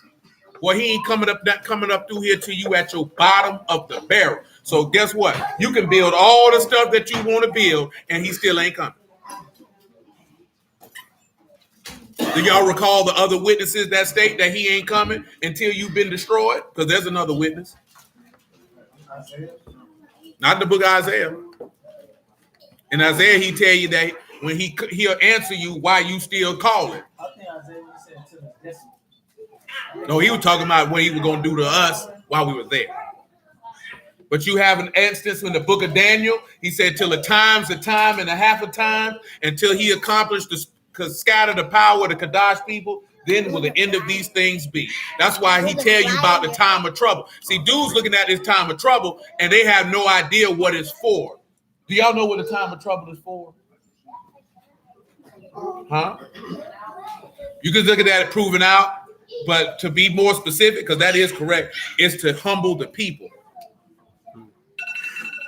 How are you going to call out for somebody to save you if you in an elevated position? If you got a community thriving, getting this and getting that, are you really looking for somebody to come save you if you feel like you living high off the hog? If you got your Black Wall Street and land everywhere and you doing all this type of stuff, then what you need him for? Say that more time. I said the humbling come after the sins reach Shamayim. Oh, that come before. That's what the time of Jacob's trouble is about. Yeah, that's what I was thinking. For honor, humility. It's for humility. Notice what he said right here, get down. Didn't I just ask you to get down while you weren't about putting your face in that camera? Now, when you climb up there again and put your face in that camera, they're going to see you crying. Don't sit down in your seat. I ain't got to. All I got to do is thump in a hello.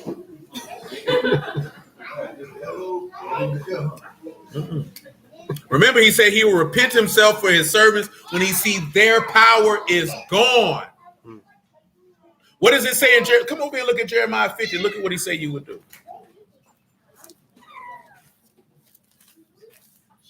Because at the end of the day, you know what Yasharal did. Yasharal did the very thing I was talking about. Yasharal wrecked their own house and left their husband. How did that work out for us? It'll be better with my number. Ain't that what it said in the book of Hosea? It's better for me to go back to my first husband. Y'all know what I'm talking about? Y'all looking like you don't know what I'm talking about. You don't know what I'm talking about? You left your first love. Huh? You do. What book is in? You said you. I said so. That means you don't know. What chapter is in? Oh, you know then. But got you. Shoot back now. She said, "Who? Don't play with me." Don't duck. Shoot. She said, "I be." That's what I'm talking about. Look at. Don't cover yourself. You ought to be proud. You ought to stick your chest up. There you go. Look stately. Shoot him. Shoot him. I'm talking about. Don't be scared now. Shoot. You got your one. You got to go in here and take your W. Very humble. There you go. 50. I like that. She said, You know what I'm talking about? See this here? No, I ain't gonna disrespect you like that. Jeremiah 50. And that disrespect.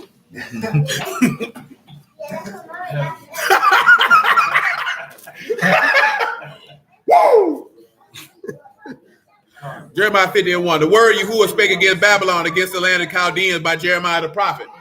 Declare you among the nations, publish and set up a standard, publish, conceal not. Say Babylon is taken. Baal is confounded. Medarak is broken into pieces. Her idols are confounded. Her images are broken in pieces. For out of the north there come up a nation against her, which shall make her land desolate. And none shall dwell therein. They shall remove and they shall depart, both man and beast. In those days, now understand this here, right? What their reference is and what's in Revelation 18, that is the destruction of Babylon. Whether y'all know it or not, the destruction of Babylon is detailed in the book of Isaiah in the 13th chapter. It's detailed in the book of Isaiah in the 47th chapter. And it's detailed in this book of Jeremiah in chapters 50 and 51. So what you see in Revelation 18 is not new information. It's information that's already been detailed. I'm just telling you that so y'all can sit back and you can look at him comparatively and see. He's not telling you anything new. He's giving you the same information. Some of it just got more details. It says, in those days and at that time, saith Yahuwah, the sons of Yasharal shall come, they and the sons of Yehuda together, going and weeping. They shall go and seek Yahuwah their Alahym. Now you've been broke down. Because after Babylon been destroyed, what has been happening to you? Now, see, you worrying about sticking your face in that camera, and you're going to end up with the same fate that I just told your grandma going to end up with. Now, if you want to sit over here, that's fine. Stop worrying about putting your face in the camera. The people don't want to look at you. Because at that point, you're being grown, trying to be fast. Worrying about somebody looking in your face. You want somebody to see you? Huh? Yeah, you do. So that's why y'all run over here when you know it's over, to stick your face in the camera and wave goodbye. You do that at the end. You don't do it in between. You gonna run back over there then? You know she is. Little grandma, little granny. Hey, grandma. What? Call her Grandma. You know why I call her. You act like I just started calling her grandma 3 minutes ago. Been calling her grandma her whole life, and you know this. What's wrong with you, Joy? What's wrong with you? My name is Nael. Mm-hmm. Her name is Nael.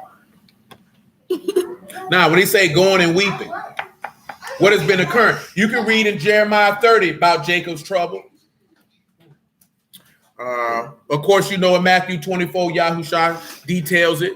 You know in Daniel 12, he tell you there'll be a time of trouble that has never been seen. But he also tell you in the book of Revelation that he will hide some of you from the time of temptation, because that tribulation and time of trouble, it goes into what Trina mentioned about being proved. And you know what you're being proved on? What's in Deuteronomy chapter 10 or 13, excuse me. Who gonna serve Yahuwah and who's not? Who gonna worship an idol God and who's not? I've already told y'all this numerous occasions that the end time is dealing with one thing and one thing alone. Who gonna serve an idol God and who's not? That's all what it's about. All this extra stuff that everybody want to try to sprinkle in there, at the end of the day, it ain't about none of that. You serving Alahym or you serving Satan? You serving the light or you serving the darkness? Which one you serving? See, if you've been serving the light, ain't nowhere in the world you'll be deceived by darkness. That's why I be telling y'all the stuff that I be telling you, is to get you prepared. Because guess what? One day I'm going to be dead, but the word going to still be here, so it don't matter. See, a lot of these brews make you feel like once they dead, then the word stop. See, the word don't stop because a man died. That word was here before I got here. It was here when I ain't know nothing about nothing, and it's here that I know something, and it's gonna be here when I'm dead. Because the word of Alahym live forever. It's man who's as a blade of grass who perish. That word ain't going nowhere. But it will go somewhere if you don't take heed to what you heard, because he gonna let you forget it. No slip. We just talked about that. Y'all know people who used to sit in your very presence who now they asking you questions about stuff they already learned because they ain't take heed to it. He let it slip. Now you don't remember it. You wonder what that verse said. It don't matter what it said. Now. You wasn't keeping it anyway. So what I'm going to tell you about it for? You know what I'm saying? What if I told you the number one thing that marriage is supposed to represent according to this gospel? What is it supposed to represent?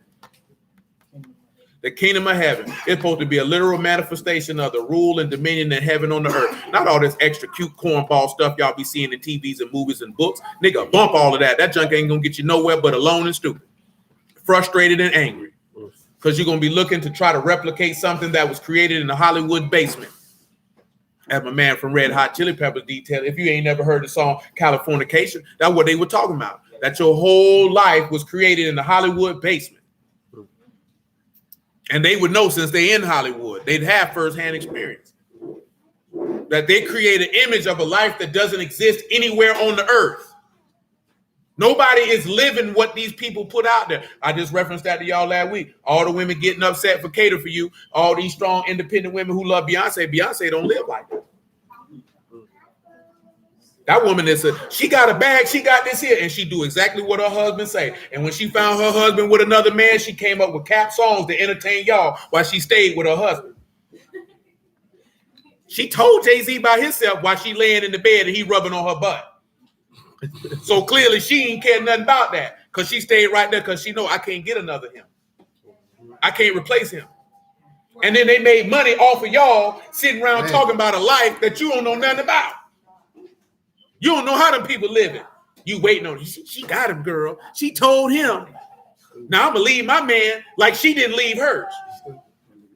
Right to the bank. Right to the bank. You waited for it, ate it up, went on tour 2 times off of it, and you paid for it.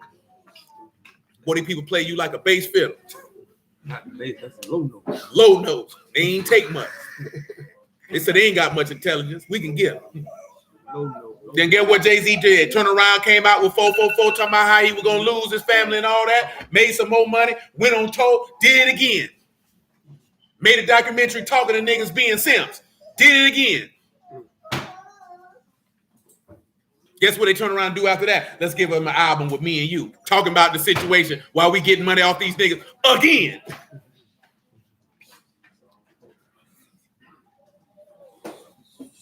Sometimes you just got to sit back and watch how this don't let it. See, but it's easier to deceive y'all because you're emotionally driven.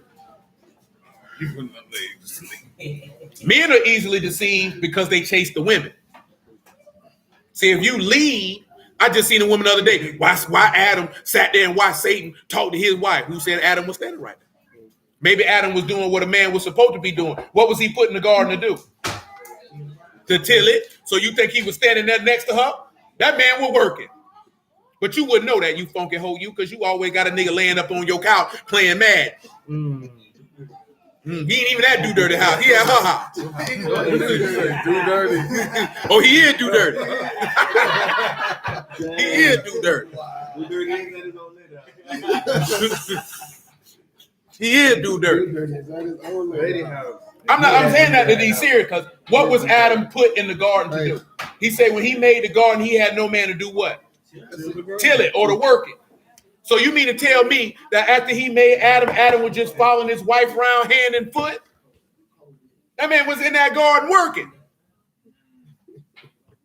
Keeping it, dressing it. Keeping it and dressing it like a man's supposed to. Y'all already know that. If you got a man who can give you all his time, let's see. Man, billionaires don't even give their wife all their time.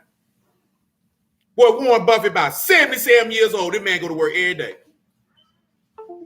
He ain't sitting up under his wife. That's that dream girl stuff they put on TV. Rich man who got all the time to fly around all over the place and do all this stuff with you. That ain't real life. That ain't real life. A week out the year, that man's still grinding. Men have an insatiable desire to build and progress. Not sit up under no woman and hold her dress. I'm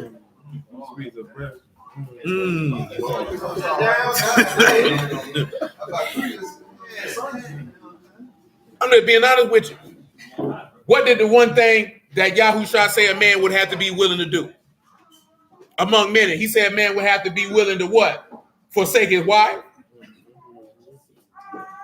What did he tell the man in Luke chapter 9? He said, if you looking back, boy, you ain't what? Can't nobody put their hand to the plow and look back.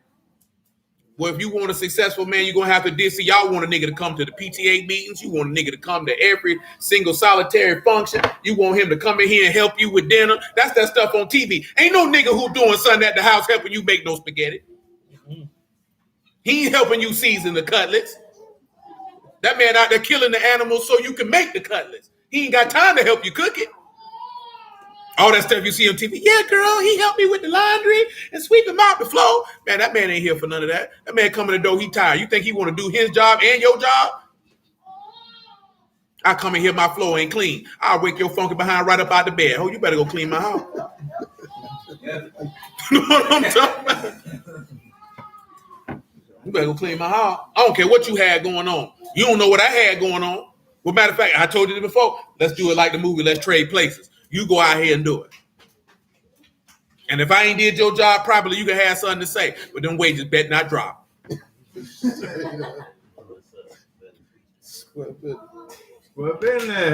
only say that one there because you want to switch places with your whore. Some of you wouldn't know what to do. You have all that power, kill everybody. Kill everybody. Sun then came up. Water messed up. Water messed up. Flower bloom. You ain't laying out no decrees. Somebody get you upset, you ready? Death. Where the mercy and compassion at? Hell. And I ain't talking about no women doing that neither. I'm talking about men. Man ain't got compassion like Yahuwah got. Man ain't got patience like Yahuwah got. Man ain't got long suffering like Yahuwah got. Yahuwah spare souls. Men ain't got that type of compassion. Shoot, he ought to have did it. Say, you done did that before? Shoot, so we'll snatch the cover right off, pour water right on your head. What going on? What going on?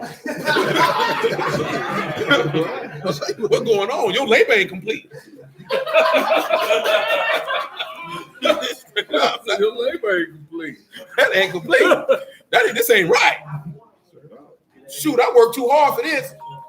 Well, you think of a man, do you think, let's put it this way, if you think you, of course you ain't gonna respect the man because you taking care of, but if you had been working 12, 16 hours and you had a nigga in the house all day and that nigga hadn't cleaned your house, that nigga hadn't put, you don't think you wouldn't be upset? Yeah, you gonna be upset. You gonna be upset. Shoot, let's just put it in the church. Wait till your children get old, Dom. You gonna like this here. Cool. I done came in here. Your room look like this here. Nigga, get up. She said she doing that. Get up. Get up. Shoot, playing with me. Somebody got to tell me something. I need some straightening. I need some explanation. But the purpose is, I mention that because it's responsibility and it's duty. And if you slack on your responsibility, why would you have the thought process that this other person should hold to theirs when you're not holding to yours? I'm saying it in a humorous fact because what does that book say in Romans 9 when it details it that when you entered into that covenant with Alahym, what did it say? He gave you the gifts, the service of Alahym, the covenant, the promises. And he's saying, that's why he said, let me plead with you. Because I've maintained my responsibility and you haven't. But you still want the benefit from me. And he like, no. It got so bad, he said, you know what? Just keep the Sabbath. You can stay here. And you said, no. So they say her parents definitely did her like that. I say that now, like I said, now I'm not being funny because if something like that ain't right, I'm gonna get you out of bed. That's legit. Just off the premise you said, but I just talk to bed. like a man. Yeah, if I'm out here giving maximum effort, I need you to give me the same. What this is? That's in every avenue of life. Let's look at verse 5. And see, that's why I asked y'all before what your daddy's required of you. What they required of you. Because if your daddy made your behind get up out the bed because you wasn't doing what you supposed to be doing, then you definitely shouldn't have no attitude if your husband got you up out the bed. Because you are, and the worst part is, y'all already know what he getting you up for. But I had the kids, I was tired. Shoot, I had the son, I was tired too, but I still finished that work. That son beating on my back. Well, I'm beating that thing up. Let me tell you something, man. Let me tell you something, right? Man. I can tell you right now, I got a house I got to trash out, boy. I walked in there. The only saving grace I had is I could smell my cologne because I had to lift my shirt up over my face because that house smelled like straight cat piss. You think she want to go in that house and deal with that cat piss? You think if I done went in a house that smelled like straight cat urine? We just cleaned a house that smelled like cat urine the other day and went in another one and they had dog doodle all on the carpet. And you think I want to come in and my house is not in proper order and you think I ain't finna say nothing and I had to be in there for 5 to 6 hours? Shoot, I had my man. Like that's what the man is considering when he walking in the door. Like if and the house not too far from here, that junk at Ocean Way. If we were to pull up to this house right now and I hit that lockbox code and say, go on in there and walk in, as soon as you open the door, you smell the cat urine. You ain't even walked in the house yet. What about that one that Chris clean? The one right down the south side with that food that we had to take down. That mug was stacking too. I don't recall what you. The one that Johnny had. Oh, you talking about no? That house wasn't stank. Yeah, that house was stank. He talking about the house when the nigga couldn't back the truck up in the backyard. That house wasn't stank. That house was lit up. Oh yeah, when we was on bar off that moldy carpet, nigga, please, nigga, them crackers even pay me for that. See, that's crazy. Nigga, that's business. You know what I'm saying? That junk happened. People don't pay. Write it off in your taxes and move on. You know what I'm talking about? But straight up and down, bro. You think if I dealt with that, well, you think after dealing with Bart Hall, you think I want to come in the house? Ain't got no meal. You talking about, oh, let's go out to eat? Man, I'm finna kick this nigga in the jaw. Straight up, cause they paid me for that. Me and this man had to paint kills on the wall that was full of mold, moldy carpet. We had to pull that because Glover came over there to help me load that carpet. Nigga, that carpet was treacherous. Yeah. That junk was wet, that junk was stank, and them people did not pay me my money. Terrible. I remember that. Junk was disgusting. I'm talking about disgusting. And you think if after I dealt with that, I want to come in here and see my house look like Hurricane Andy went through here? And you want to tell me about what the kid did? Well, shoot, you should have whooped them niggas. Did something. Shoot, I'm telling you, boy, doing trash house is disgusting business. Rats. I ain't know nothing about them rats. What he talking about? I seen one. You was like, "What you scared of that rat for?" I said, Oh yeah, that's when the nigga. It's a snake out there. I ain't going over there. Johnny like, well, where you seen it at? So I don't get it back. You going back there? Get your fat funky behind back there and tell that man where that snake at, nigga. Gonna let little Johnny get bit. That man want to live. That nigga ran like a schoolgirl squealing. In my line though. Johnny was there in my line though. It was just a snake. That boy ran. I didn't think that big nigga could move like that. That nigga moved about a half mile an hour. I said, boy, that boy at top speed. Ooh, let me leave that nigga alone. Don't pay me no mind. Just pray for him. Just pray for him. Then they say, Shelly said her grand did, but it wasn't consistent. Shoot, he should have snatched your black behind up out that bed every hour on out.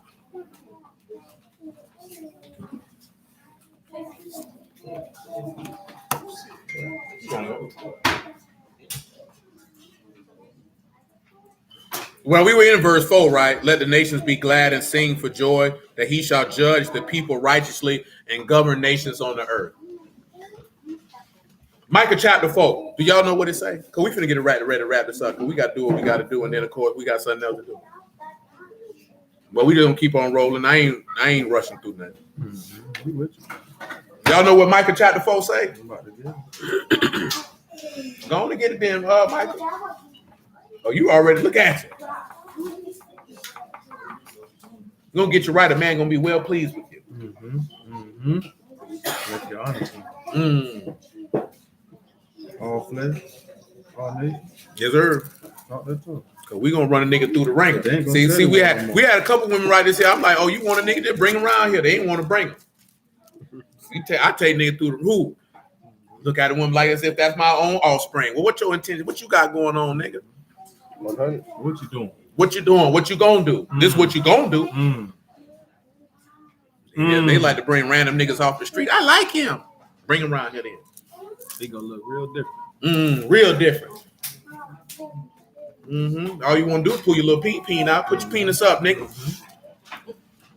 See what your brain talking about.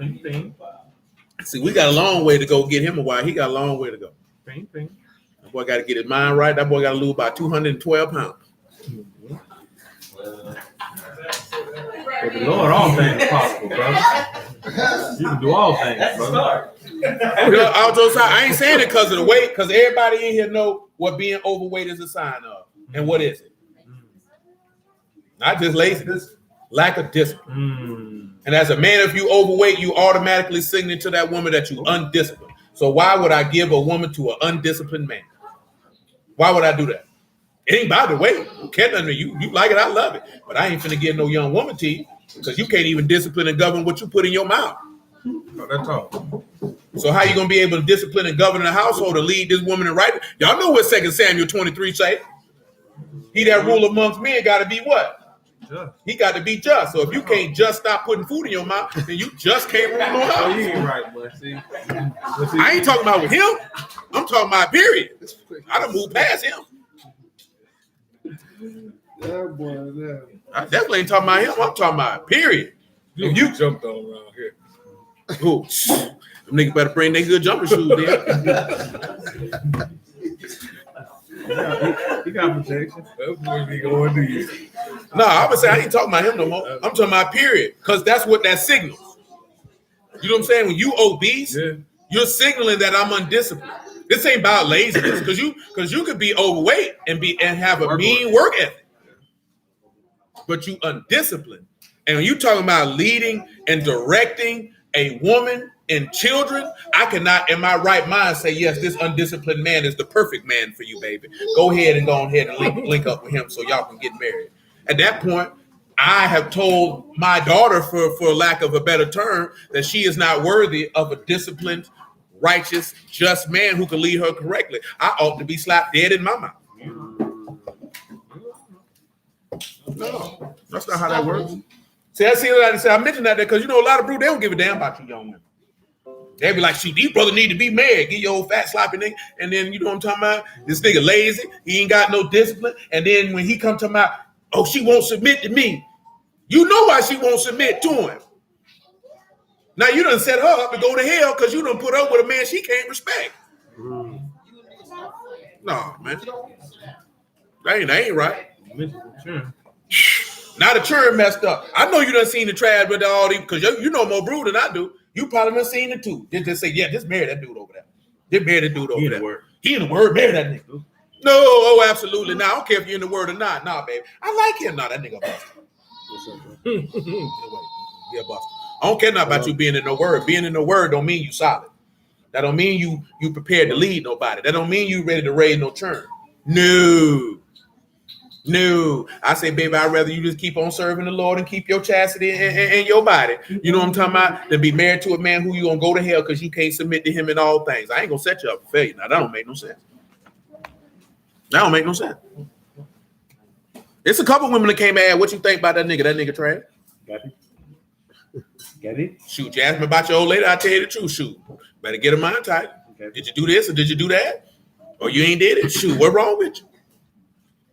Get tight on your game, nigga. Shoot, it'd be better for you on the back end. Yeah, it'd be better for you on the back end.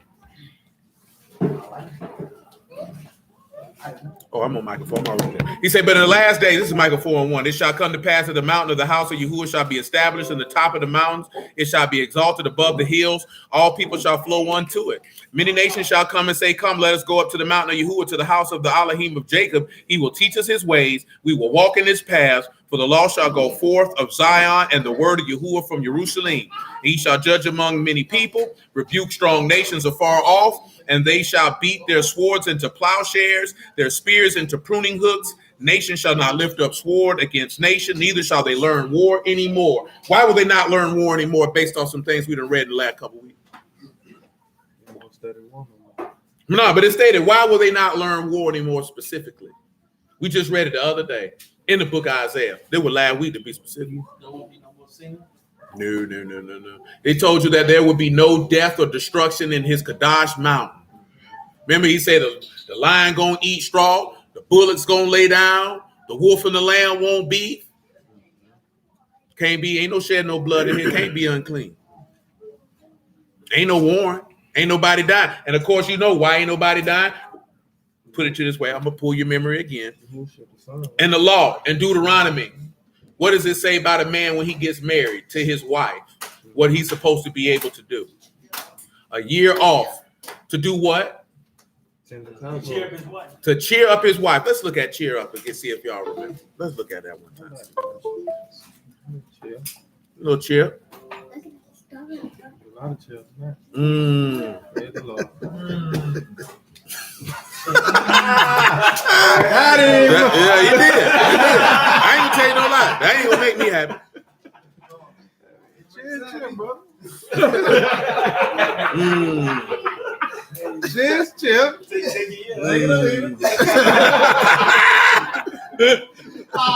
Hold on, let me find where we at.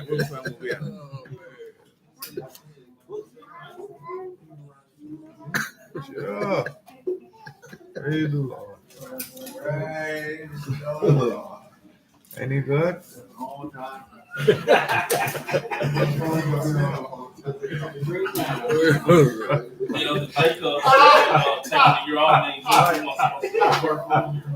Deuteronomy 24, my fault. Well, whoever told you that was a pure dummy. Because there ain't no way you can take a year off and not work to take care of your household unless you still dwell in your father's house. Ain't no nigga walking around here in no word got enough resources where he can't work for 12 months. So whoever told you that was a bum nigga if I ever seen one. And I tell that nigga that to his face. I ain't talking to you. I'm talking about the stupid person who told you that. I concur. My statement still stands. Verse 5 of Deuteronomy 24. When a man take a new wife, he shall not go out to war. Notice what he said. He shall not go out to what? War. Not to work, nigga. Got it. When you look at war, that's savah, just so you know, that which goes forth, army, war, warfare. In Ezekiel 37, 38, he said you'll be dwelling in what? Villages, unwalled. Mm-hmm. When Mashiach come back, what did he say you're going to be at? In Jerusalem, doing what? In peace. He said you'll reign with him for how many years? 1,000 years. And you'll be what? Kings and priests. That's what it said, right? So that ain't no war then. Who he fight? When does he fight? When 1,000 years is finished. Mm-hmm. He said, neither shall he be charged with any business. Charged is a var. Just so you know, that's also the what? That's work. It also means some other things, but we got to sit back to mean to pass over. So alienated, to be crossed, to pass away, to pass on, to travel, to advance, to take away, to transgress, to pass through the parts of victim and covenant. So get what? He won't be charged with having to alienate or kill anybody. He won't have to pass over any sins in this time period. He won't be charged with any business. You know what this business is? That's the bar. And of course, that's business, occupation, acts or matter. So he won't be charged with any business of executing anyone for sin. Is that not what the text say when we read that in other places? When he say he'll judge the nations righteously and govern over the nations? Oh, it's all the same word. He will be free at home for 1 year. Let's look at free. Free is Nakai. And you know what that is? Clear, innocent, exempt, free from punishment, and free from obligations. Cheer up. Y'all know what word that is. That's Sama, to rejoice, to cause to rejoice, to gladden. How will Yahushua cause you to be glad and to rejoice and to cheer you up? Well, you know how. Jeremiah 33. I won't read it today. He said, I hear voices that say what? Hallelujah of hosts. For Yahuwah is good and his mercy endures forever. The voice of the bridegroom, the voice of the bride. So him cheering you up is you dwelling with him for 1,000 years. He's not charged with any war. Didn't say work, said war. Very specific. It said war. So that's letting you know that because I answered this for a brother years ago. He said, where's the 1,000-year reign in the law? I said, you really challenging me to that at this particular time? Is that what you really want me to answer? But then he humbled us. He was like, bro, I just ain't never had nobody show it to me before. I said, that's light matter. Because brothers don't realize that it's there. It's in the law. It's there. Him doing that is how he's going to be governing over the nations. That's why they won't be learning any war. Because the law tells you that when a man take a new wife, he can't go to war. Romans 7. Yeah, that's nice. 1,000 years. Yes, sir. I can bear that. That's why John 7 says, curses them that don't know the law. Because the reason why I mention this here, because if we see Micah say they're not going to learn any war, then we need to know why they're not learning any war. Mm-hmm. You know what I'm saying? Well, the law telling you why they're not learning any war. Because a man is taking a new wife. He can't be charged with any business. What is the business? Alienating or executing people who have transgressed. No one's transgressed. When do they transgress? After the year, when Satan is released out of his pit and he deceives the nations. And even then, ain't no war fought because the Father in heaven sends fire down from heaven and kills them all. So even then, the son ain't have to lift up no finger to war. The son lifted up finger to war to get the wife. Upon his return, he went to war. After going to war, ain't no more war. I'm chilling. Exactly. He ain't fight no more. Exactly. He ain't fight no more. David went back and got Abigail and the rest of them that they took. Ain't no more fighting after that. Ain't no more fighting after that. We chilling. And he doing what? Judging. That's why he said, let his saving health be known amongst the nations. Let them know the way. That's right. The word for year does mean revolution or time or age, not literally 1 year. I forgot to grab that. Let me grab it for you real quick, like while I'm still over here. That's why I was thinking about that 1 day is 1,000 years. Yeah, that ain't no literal 1 year now. 1 is a cod, year is sanah, and that's just a division of time, an indication of age, a measure of time. They ain't ready for that. That's right. Yeah, we didn't talk about it before, but you got to come back around the corner from time to time and let Yahushua shine. Romans 7:1. They don't go bad. Yeah, that never go bad. This ain't no milk. This milk don't spoil. Say no, you say that's it. This ain't even meat. This is meat that died itself. No worms though. No, you're not, brethren, for I speak to them that know the law, how that the law have dominion over a man as long as he live. For the woman which have a husband is bound by the law to her husband so long as he live. But if the husband be dead, she is loose from the law of her husband. See, these people don't live by that in this world. They leave. Oh, I'm leaving, girl. I just seen a girl I went to school with. She was happy to my divorced. Divorce party. Yeah. Definitely divorce. Women be throwing divorce parties. You know what I really call it? Take out divorce, insert whore. Just a whore party. Reason being is because they're going to celebrate someone who's about to go whore herself. With a husband that's still alive. With a husband that's still alive. And not necessarily because she's just going to sleep with a bunch of men, but she's going to conduct herself like a harlot. She's never going to be a supportive, cooperative. Now, see, this situation was different because I know her and the dude she was married to. And she claimed because he was cheating on her. But really, he was in a superior position to him financially. That wasn't never going to last. That wasn't never going to last. You know what I'm saying? That's just being honest. That wasn't never going to last. But see, we celebrate that. How many of y'all done been told by women in your lifetime, girl, you should leave it? How many women have actually told you need to stay? You know what I'm saying? You have to look at them women who be quick to tell you, girl, you should leave. Because guess what them older women going to tell you? You need to stay. Going on back to the house. Because this ain't like you dating somebody. You married to this person. You actually went and made an obligation. Now, I don't know if some of y'all took vows, but know if you opened your mouth and you said them vows and you don't keep them, you're going to hell. You know what I'm saying? And you ain't going to hell because you got divorced, because a vow is an oath. So that means you stood before Yahuwah and made an oath that you said you were going to do certain things. And if you don't do it, that means you lied before heaven and you're going to hell. Because what did the book tell you to do? Don't make no oath if you ain't going to keep it. He said it's better for you not to vow than to vow and not keep. So you have to look at that. I don't care what that nigga did. You better stay your black behind there. Let the Lord deal with it. Because guess what? I guarantee you ain't none of you, and I mean none of you, is going to probably be married to a man to be as dumb as Nabal. Now, who in here don't know who Nabal is? Well, you know what you need to do, baby? I need you to go on your own time. On time. Go read 1 Samuel chapter 24. You'll read Nabal. You know what Nabal means? Fool. His wife literally said Nabal is his name and folly is with him. Folly is his game. That's what his wife said about it. My husband a fool, and foolishness is with him. And it said she was a woman of good spirit and good understanding, and she stayed right there till the Lord killed him. Actually advocated on his behalf because he was going to get killed for what he had done did, and she said, please don't kill him. I know he's stupid. He said, but this thing ain't going to be none to you. See, that's what a real woman supposed to do. Not like this stupid nigga.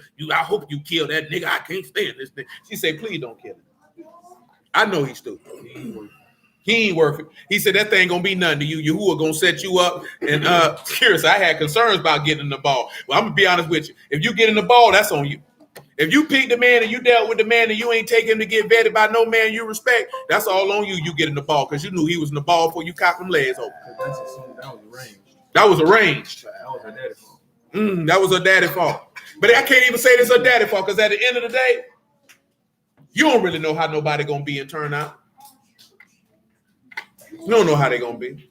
You can see inklings, but you never know. The text say, a child's known in his doings, whether he be good or evil, but you never know what can happen. Yeah, the ball had bread, but shoot, he was a dumb nigga with bread. Shoot, let me tell you something, man. They look at now. Anybody, it ain't no Jaguar decision. Like this here, man. Because like this here, make this clear. I don't care. Getting money does not eliminate bad character, judgment, decisions, or any of it. It doesn't eliminate that. You can't be a stupid nigga and be like, but I got a bag though. So what? So what? If you're an awful husband, an awful father, a bad friend, a horrible servant to Alahym, what good is the money?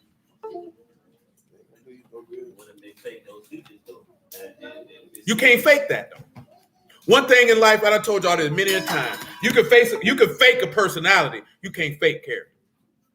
Because personality is who you are and character is what you do. You can change your character, you can't change your personality. You know what I'm saying? Some people are quiet. You can't change being quiet. If you're quiet, you're going to be quiet. You're not born a liar. You choose to lie. That's a bad character trait. You can stop lying. You choose to be inconsiderate. You can stop being inconsiderate. You choose to be rude. You choose to be disrespectful. You choose to be disloyal. Those are character traits because character is based off of your actions. You can change all of that. But you can't change your personality. If you're goofy, you're going to be goofy for the rest of your life. You know what I'm saying? You know, people's problem is y'all want to change people's personality versus dealing with somebody that you need to change your character. You know what I'm saying? See, women's problem in this present day society is you want feminine men. So you want to marry your girlfriends. Because you want your man to behave like one of your girlfriends, but still be a man at the same time. Men are not going to operate with you like you operate with women. And if a man allows you to feminize him, you not going to respect him anyway. Because the stuff that y'all be wanting to talk about, some of these boys might tell you, some of them, these boys don't give a damn about none of that. They don't want to hear that junk.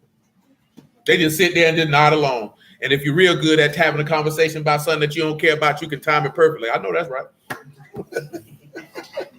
Mm-hmm.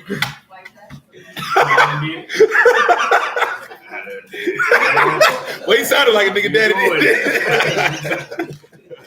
But a nigga don't want to be rude and be on some old, man, I don't want to hear this jump, man. I don't care about none of that. What you talking about? You know what I'm saying? You know what I'm saying? I'm just here. I really wish you'd stop talking and leave me the hell alone. You know what I'm saying? I really want to watch this basketball game. I really just want to sit here and look at nothing and hear nothing. But here you go telling me about some junk I don't care about. Don't listen to Deion Sanders talking about when she asks you what your day, how your day, she really wants you to ask you how yours going. He don't care. You know what I'm saying? And it's not that he don't care because he rude. Man, I got 1,000,001 things in my head, and anything you about to say to me is not pertinent. See, that nigga good for doing that, John. That nigga call you, boy, he ain't talking about nothing. And be wanting a nigga to sit on the phone with him. See, the difference with this nigga is he drive for a living. So that nigga think because he got that headset on, you know, he can yap. But we work laborers jobs.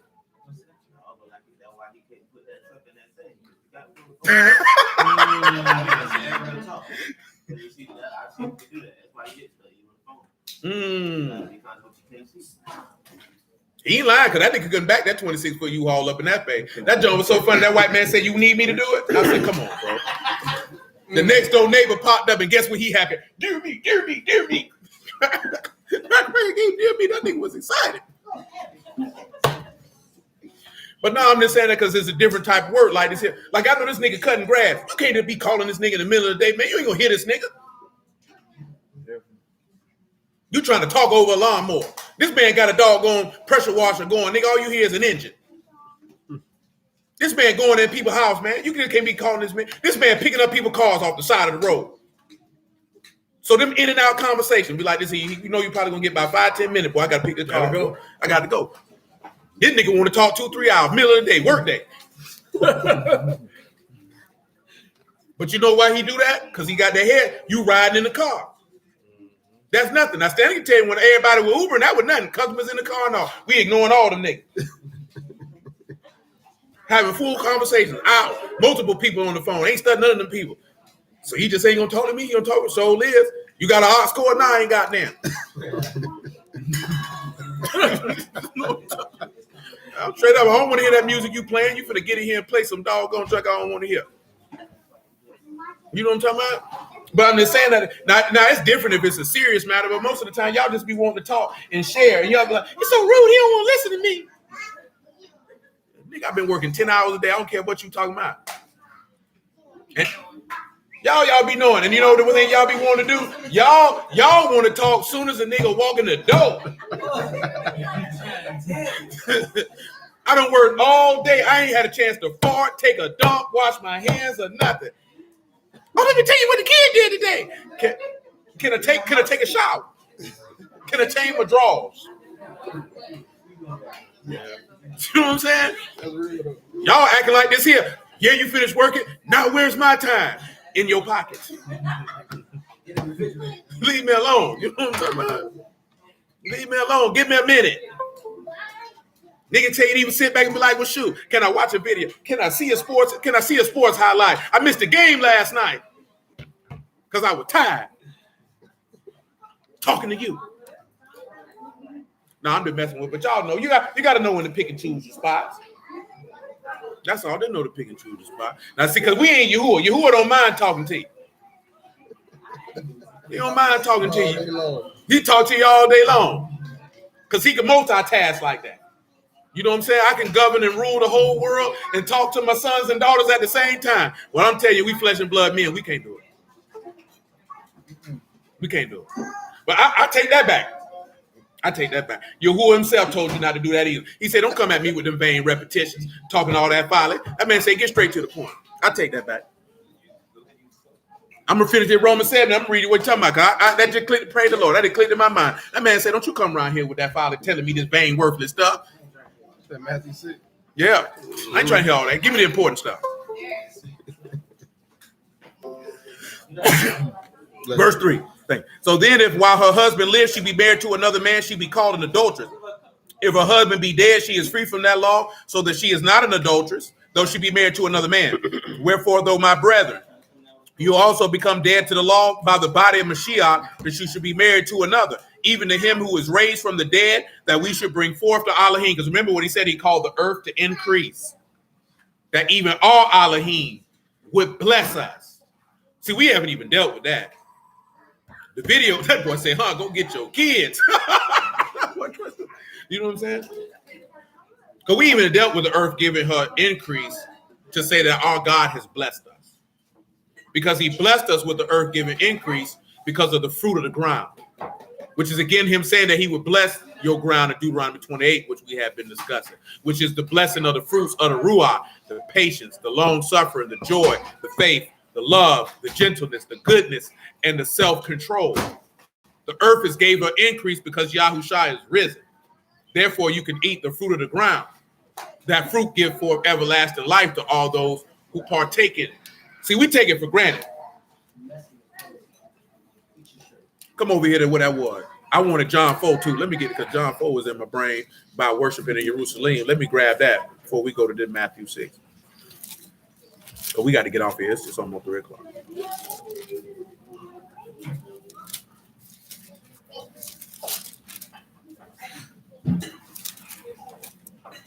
John 4 and 19.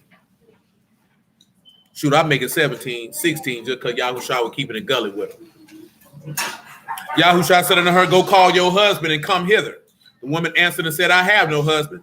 Yahushua said unto her, you have well said, I have no husband. For you've had 5 husbands, and he whom you have now is not your husband. And that said you truly.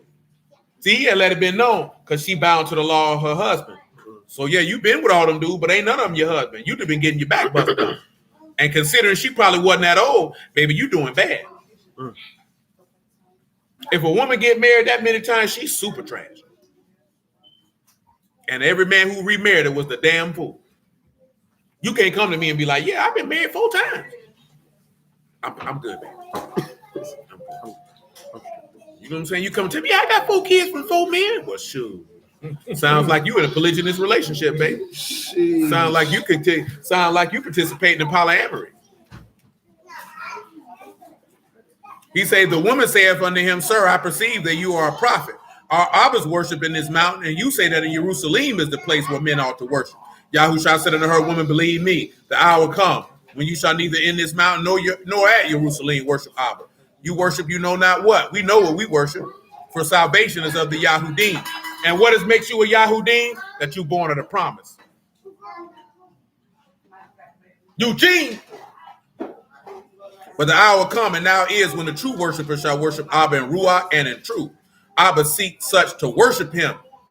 Alahym is a Ruach, and they that worship him must worship him in Ruach and in truth. Ain't nowhere in the world you're going to be able to honor this man without spirit and faithfulness. You're going to have to worship him in spirit and faithfulness. Let's look at that John 6 and get out of Matthew 6 and get out of here, man. We got more to go. We still got Deuteronomy 28 just sitting there, stewing and brewing. Hey, you being rude. 6 and 5, Matthew.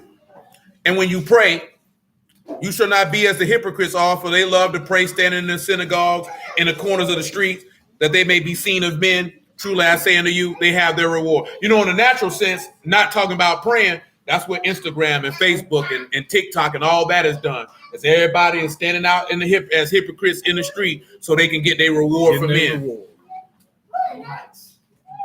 Likes and all that. And I can say, just looking at the landscape, the internet did more damage to women than it did to men. It gave women more access to men. I told you before, for the internet, you could only be approached by the men in your immediate vicinity. The internet, who you look fine, nigga. It goes down in the DM. All this head, nigga, proud of that. Nigga, proud of somebody sending you an instant message to tell you that I see you as a sex object. You view yourself as one. Now let's go have coitus and have a child that neither one of us care about. And let's continually destroy our community in the process. Let me go buy fake booty and show everybody my fake booty. Let me flash money I ain't really got, because that's my homeboy money who don't like to get on camera.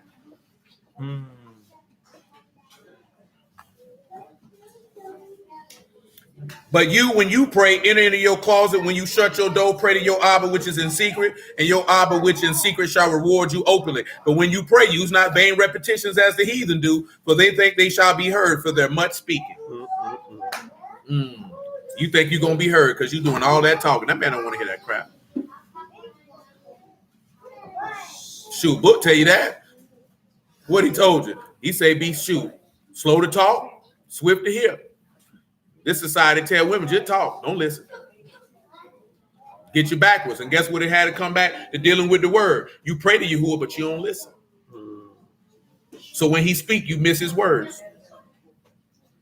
Oh, that's a rough one right there. There's a lot of people, they quick to talk to Yahuwah, but they don't listen. And I ain't talking about listening because the word being preached, they can't hear his voice. Remember, how did he describe his voice when he was calling out to Elijah?